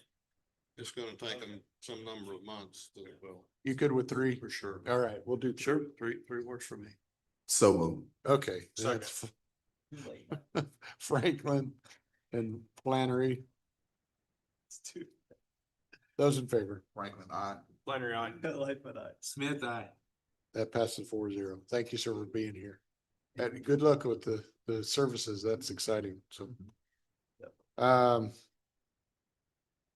Item 13, conduct a public hearing and consider approval of ordinance number 26-023, the city council, city of Red Oak, Texas, approving a zoning change from C1 Commercial District 1 to PD Plan Development 192, PD 192 to allow for a mix of C1 Commercial District uses and modified landscape and parking requirement on site located at 211 South State Highway 342, property identification number 201524 Ellis County Appraisal District, City of Red Oak, Ellis County, Texas. Go ahead, Roderick. Thank you. All right, thank you again, Mayor and Council. So as you mentioned, this one is a request for a rezoning for this particular site mainly for a reduction in the parking and for the landscaping for this particular site right here along 342. If you all can see, it's this site here, one of our older sites that's actually already constructed and kind of established actually here is one of our older sites that's here within the city. The site is actually, let's kind of look at our actual development site. Kind of similar here. Yeah, the applicant is they're going to be going actually for the same type of uses that are here. So they have right now, the site is zone C1. They're going to keep a lot of those same uses and we're going to actually take away some of the uses that aren't realistic for the site. So, and keep the ones that are going to be realistic for the site as far as the restaurant type of uses and retail type of uses that are going to make sense for this site. So taking away some of those restaurant uses that are going to be like the drive-through type of uses and things like that. And then also going to keep the parking that is currently there. Just saying that those parking spaces are going to be substantial and enough for the actual site that's there. And make the restaurant uses going to be the sit-down type of restaurant for the site. They actually have vendors or tenants that are there on site that are going to remain there. So they're just trying to keep those tenants available and consistent for this one. So that's what they're going to be doing there, just trying to make sure that we're able to keep that site useful and able to contain those tenants for this one. So that's what they're trying to do for this one. The applicant is also going to be installing some more landscaping for this site along the north side, as well as throughout that parking area. They're going to be installing some kind of planters as well. And in front of that. Planters.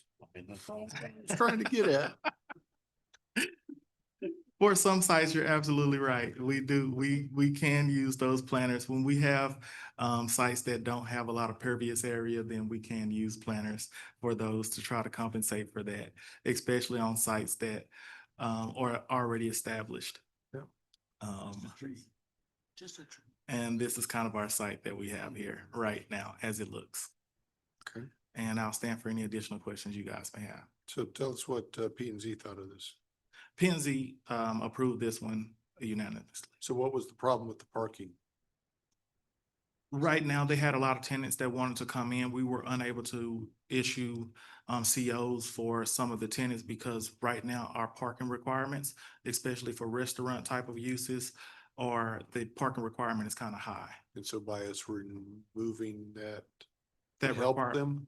Yes, it helps I mean, them. we're not handcuffing them. Right, so what right now, the applicant is just putting in the provision that the parking that they currently have on site will be substantial for what they're, what they Looking for. have. Okay. And P and Z passed it. Yes. Okay. What if one of the things they have now goes away and they try to bring back something different? You said what if one of, I'm Yeah, sorry, Something's grandfather, right? Yeah, that's what I'm getting at. If, let's say, well, you got the ice cream place and that's fine. What if you have a retail or an office use in there currently, and I don't know whether you do or not, but if you do, and that business goes away, Mhm. then it looks like another restaurant could come in, which would be a much higher use of parking spaces and they wouldn't have to do more. Is that correct? I'm glad you asked that question. So what we did is we've kind of tailored the uses that they have to make sure that we've set them up for success. So we've scaled those down to ensure that the uses that they have there would be consistent with what would be ideal for that area of town. What, So- what I'm getting at though, is what if every bay in that building gets taken up by a restaurant that has to All have the parking? one parking spot for every 75 feet as Mhm. opposed to one per every 200 feet or something else? Are you still gonna have enough parking? That's all I'm trying to get at. Right, so Or do I we think- need to limit a percentage of the building to a limited percentage for restaurant use? Mhm. And kind of spell out the way it is now so that we don't have something come in the future that creates a big, huge problem. Gotcha. I don't have a problem with doing it this way. Mhm. I just don't want it to be an issue 5 or 10 years from now and everybody's Uh-huh. coming in here complaining, but you could never park at that place. Gotcha. So if a new user comes in, they wouldn't automatically have to have their parking readjusted. So we're actually setting the parking for this site right now. So if that's what you're, because Right. I thought if a new user came, only if a new owner came in, would they have to? Well, I guess not. If No. someone's already there, is it vacant now or are there actually businesses? There's businesses that's there, or at least there's one business that's at least What's there. in There's there? another And tenant what's in that is there now? looking to come in. What's in there now? There's Sunday an ice shop? cream parlor. Okay, so how many parking spaces would that take up? That would typically take 1 per 75. Which equals, I don't know what the square footage of that Yeah. space is. Well, 2,900 is the total building. Right. right, I don't know how much that restaurant. I'm trying to figure out if I can come up with a percentage That's- on the that's fine. fly. So how many square feet is the Sunday shop? If it's half the building, which I don't know if it is, I'd have to go look at their permit. It'd be 1,500 square feet. It's about 3,000 square foot building. Okay, so how many parking That'd be spaces? 20 spaces at 1,500, which Right. And how many do we have? 18. 18. So if half the building were restaurants, they couldn't meet the parking requirements unless we, one, change this. but Right. With If that, I think- limited to 50% of the square footage to restaurant uses and the rest retail, could we do that? That's what I'm getting at. That's what he's asking. That's what I thought too. For restaurant So uses or the- per the- tenant? The answer would be no. Because you couldn't get, you can't meet, you can't come close to meeting our parking requirement. I understand, No, that's why we're changing the zoning. but I Yeah. don't want it But I all don't want the whole restaurants, thing to turn into big Restaurant. restaurant spaces. because now They it's can't grossly Exactly. under Then people are going into the neighbor, spilling into the neighboring business, neighboring Right. parking lots parking and on the stuff. Yeah. street. Right.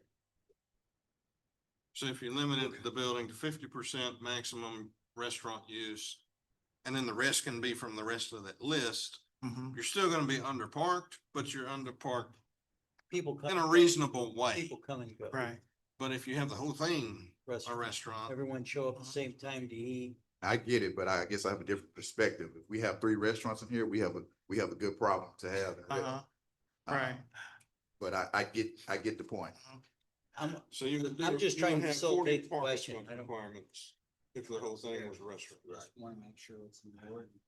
I support the having ratio. If we propose it in that fashion, and if it's not per tenant and it's only, if we say that it's only, the restaurant use can only have a certain percentage for the building, then we would have to likely table it for today, only because the applicant is not here to agree for that, to that, change. I'm sorry? They can impose. Well, we could. I don't know that I'd want to do that. No, I understand, but if you want more time to run it by the owner, I think that is more than fair. I just want to make sure that we're not creating a problem. I support that. Yeah, I just don't want to have less than half of the amount of parking that would be required. Make a motion with the public hearing. Unless you feel that the applicant would be okay. Well, I guess the first problem is we don't know for sure what percentage the restaurant's taking up right now. Right. We could, Is we could the put, we biggest could put an issue. imposition on them that's already, they Exactly. can't meet, so that would be a bad idea. Right. All right. Yeah. So the time is 8:46 and I'm gonna open this public hearing. And I have a reason for doing that, according to legal. All right, Is it the will of the council to ask the applicant and we can continue the public hearing until our next regularly scheduled meeting on September the 14th? So we'd have a chance to see if they're agreeable to limitation on the amount of restaurant. I support that as a motion once we close the public hearing. well, but he wants me to leave it open, so. Yeah, I I'm wanna- perfectly, leave it up until, Yes. I support it. Yeah, that's fine. All right, so Let them work it out as that. please make that motion that we're, Continue the public hearing to September 14th, 2026 at 7 P.M. So, So, second. okay, that's Franklin and Lightfoot. Those are, did we take a vote, correct? Take a vote, correct? Yes, sir. Okay, those in favor, Franklin, I. Flannery, aye. Let. Smith, aye. and that's 4-0 to make it open, so Karen, if you'll make sure that gets on there, and Roderick, if you'll reach out to them, let them know that we need their presence. Okay. So we got one. Okay, thank you. Item 14, conduct a public hearing and consider approval ordinance number 26-024, the city council, city of Red Oak, Texas, approving a zoning change from C1, commercial 1 to PD plan development 193 to allow office, retail, restaurant, no drive-through allowed uses on a site located at 222 Dana Lane, property identification number 294749, Ellis County Appraisal District, City of Red Oak, Ellis County, Texas.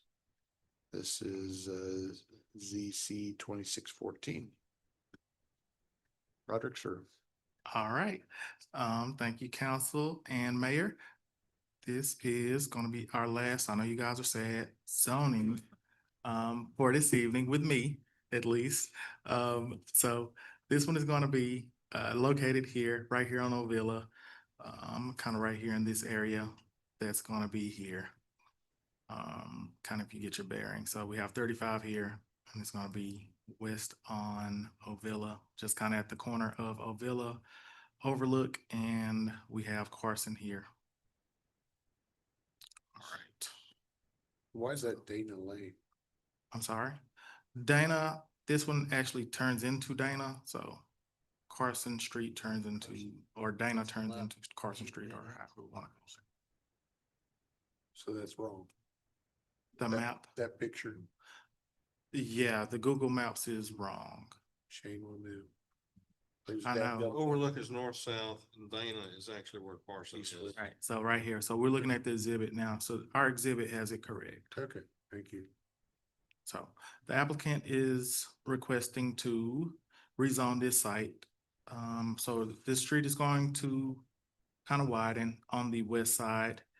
The applicant is requesting to install this multi-tenant building and going to do some C1 uses on this site. They're looking for a restaurant on the north and the south side of this building, and then some office suites in the middle of this site. They're looking to do some patios on the west side of the building.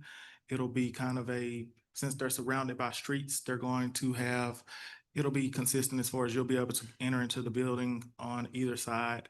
So they'll kind of leave it open to where it's inviting on all sides of the building. When you're looking at it, we'll kind of look at our elevation, so you'll kind of see how that's going to look. Then we'll go back to the uses as well. So when you're looking at the building, you'll kind of see it won't be all bland or anything like that. You'll see more doors and windows. It'll have our full, all of our, I want to say, masonry around the entire building that we want to see. You'll see the glazing, so the doors and everything like that, as well as, like I mentioned, the patios are going to be along overlook on the west side of that building. So currently, I think the applicant has mentioned that they're wanting to do like a smoothie shop and a coffee shop as well on this site. There's there's not going to be any type of drive-throughs or anything like that. The applicant is also going to provide screening on the east side of the site. There's some type of kind of like a silo or a water tower or something like that that's on the site that's just to the southeast of their site. So they're going to look to screen that, and they'll provide the landscaping there that's required for the site as well. The uses are going to be consistent with our C1 uses. Some are scaled down, so we're removing all of the drive-through type of uses that's on site, and it'll be tailored down to other uses that will go with this particular site. So it's kind of not a typical square rectangular type of site. So they were unique with the way that they provided parking and everything like that. And I will stand for any additional questions that you guys may have. So we'll open this public hearing at 8:52. So is there the right number of parking for that use? Yes, the applicant has requested to modify their parking standards to make sure that they agree with their site. What's that mean? So they set their own parking standards. They set them? Yes, with the plan development. That's part of what they set for the plan development. If not, they would have, so with the plan development, you're able to set your own requirements. Well, As yes, part of that zone. but are the uses that are proposed for this development, do we have enough parking spaces to support those uses with the mix that he or she wants is on this exhibit? So do we have a list of what can go in there? So it's Yes. basically the same question, Bob. It's the last one. Yes. Okay. But we do know what the percentages are on this. Yes. Such as, good. Well, they're on the thing. For our development standards? Office and 2 restaurants, so we know what the ratio would Right. be, Right. or what we would allow. Right. Yeah. So we got it. So it's clear. For we have development standards and we list those out for this one. Okay, so they can't make it one big restaurant. No, sir. Right. This one would be restaurants on the north and south, Mhm. And retail. Office. only retail in the center. Correct. Okay. All right. Questions? Sir, questions? Your smoothie king? Yeah, smoothie. All right. Entertain a motion to close this at, oh, I'm sorry. Applicant here wishes to speak. I'm sorry. Are you good? Yeah, okay, good. All right, they're here, but you can ask them questions if you want there afterwards. No questions. Okay, entertain the motion to close this public hearing. So moved. Thank you. And yes, they have, and we appreciate that. That's Franklin and Smith. Those in favor? Franklin, aye. Smith, aye. All right. Is there any question that needs to be answered? No, Pretty clear cut, understand, entertain no, So moved. yes, thank you. 602-4. Franklin and Flannery. Those in favor? Franklin, I. Lightfoot, aye. Smith, aye. That's 4-0. It passed. Thank you for bringing this project to us. All right, so we are going to go into executive session, and when we come out, we have item 9 to talk about first. And then anything else, but we're gonna do departmental reports first, correct? Sure. Okay, so that way staff So, can leave. yeah, agenda 9 will come out. I anticipate some action on agenda item. And bring any data center, we'd love them, they're all good, so we just want them. Stop it. I'm gonna do with you. All right. We meant sign. Yeah, that's right. Thank you, Bob, for making that part of the record. Yes. Alexa Beasley, Ms. Beasley, you'll come do communications.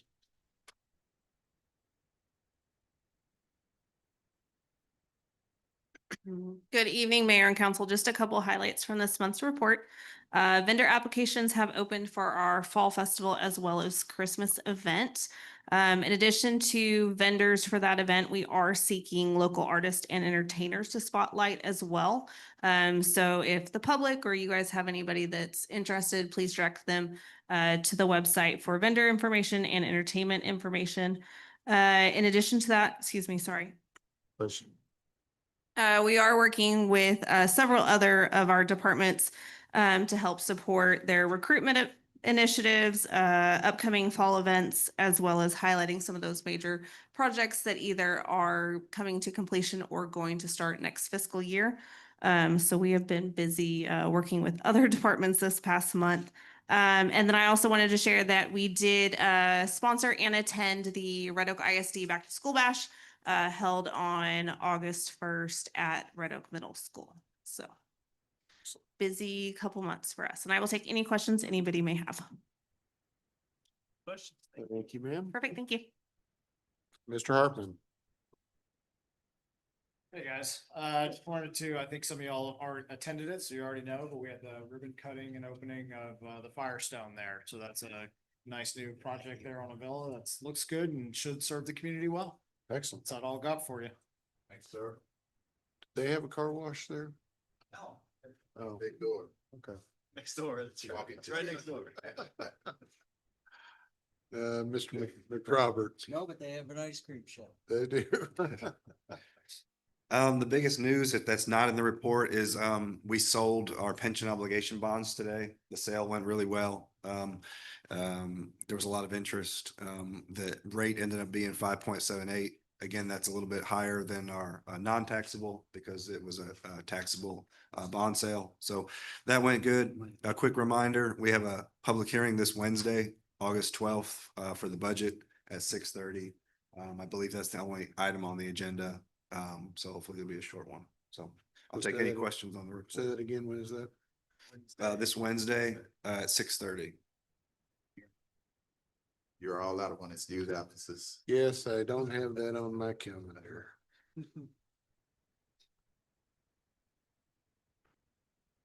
Okay, thank you. Chief, what you got? Good evening, Mayor and Council. Hope you got our monthly report. So as always, our calls continue to rise, about a 19% increase from the same time last year, but the ESD calls actually this last month was flat. So we pretty much, I think we had one call less this year than we had last year. As far as update on the fire station, we're still moving along with construction. Our substantial completion date still September 24th. Our estimate for overall completion is end of October. So I think we're making some pretty good headway on that, which is good because we're still trying to hire the firefighters for the fire station. So we have 4 that have moved on to the chief's interview with me tomorrow and the next day, which is still not enough. We have 7 vacancies left. If all 4 of these make it, we still have 3 more. But with help from HR, we got a new posting that went out today. We'll be looking to start a new hiring process for those firefighters. The new ladder truck that's gonna be for that station, it'll start production around November, coming off the line in January. The fire engine that y'all would have saw at Chief Blanton's retirement is finally getting its outfitting. So we're probably about a month away from getting that in service. And with that, have any questions? I'd be happy to take those for you. Thank you.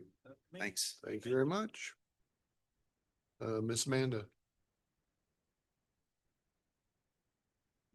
Good evening, Mayor and Council. I have just a quick update on recruitment. We've been really busy posting jobs, interviewing. Police, fire, public works have been our biggest departments we've been working with. In July, we added 3 new hires, and right now we currently have 11 positions posted.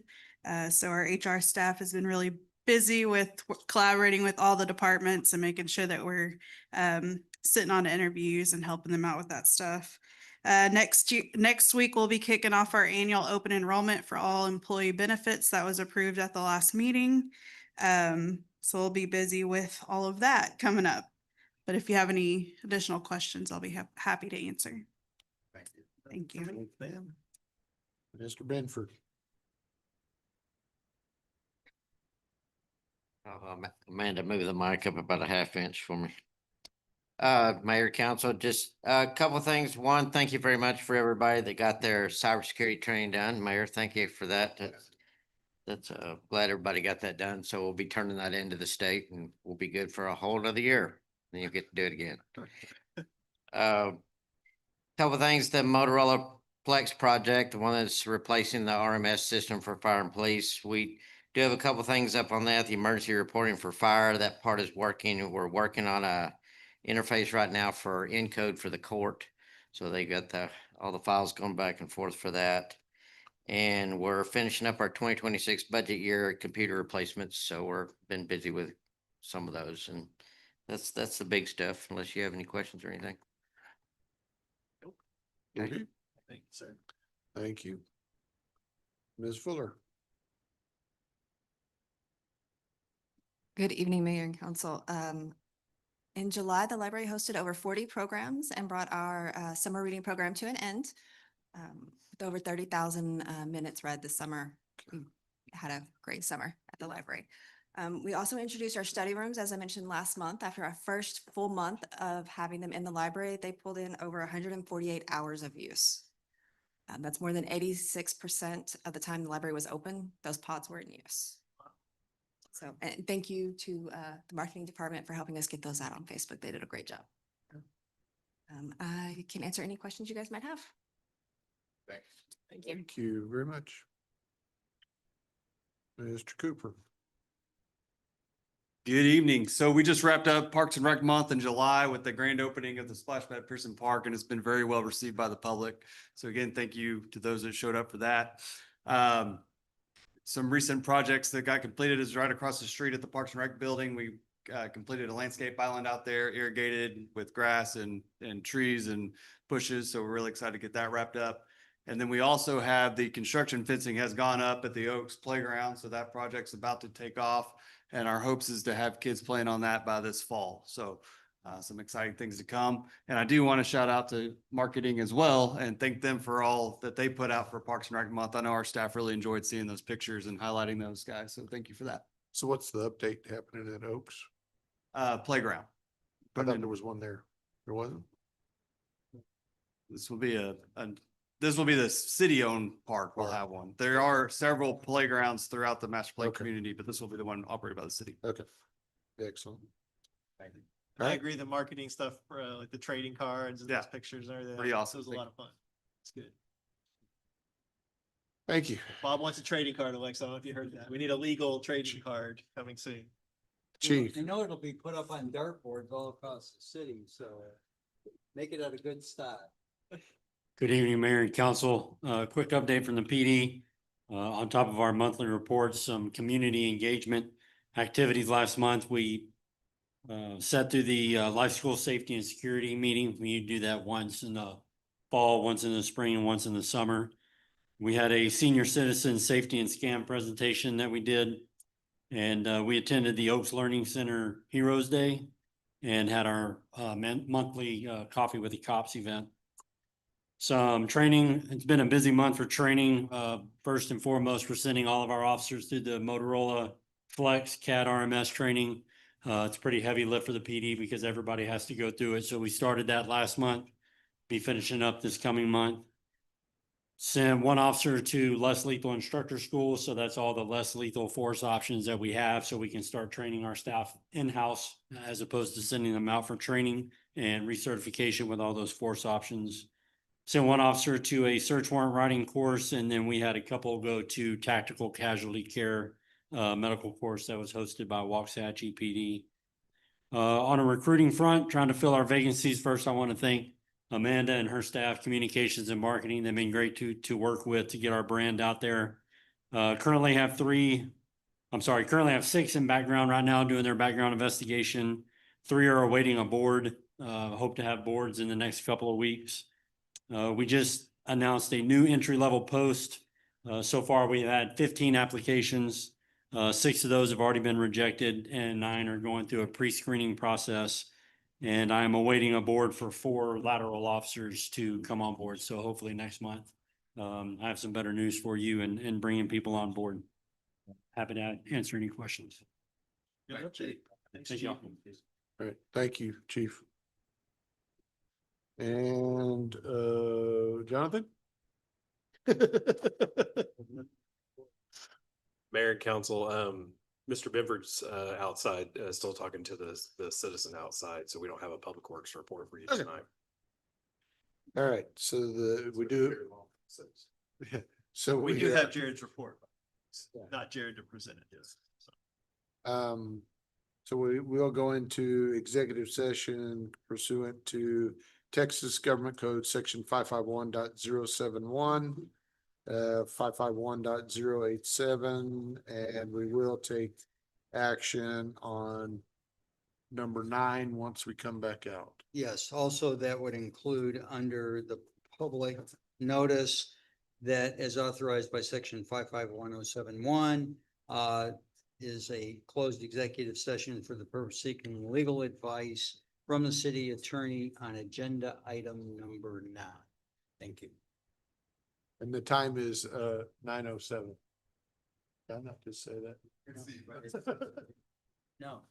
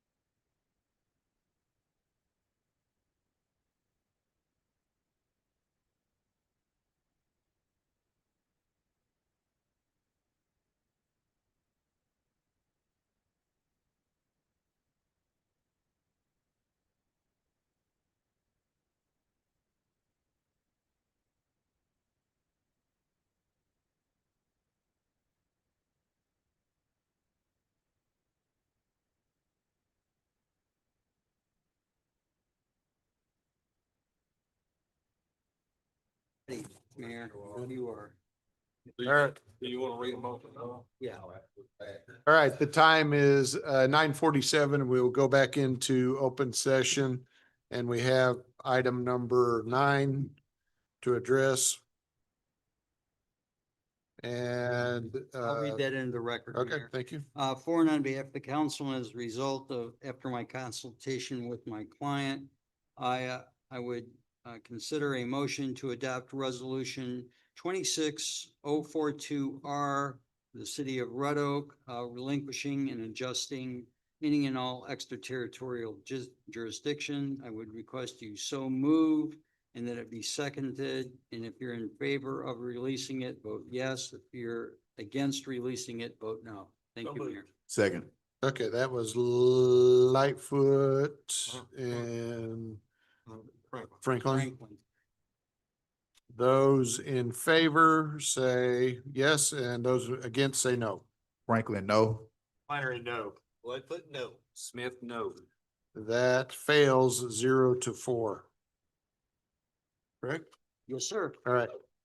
And was there any, Further action needed as a result of the executive session? okay, entertain a motion to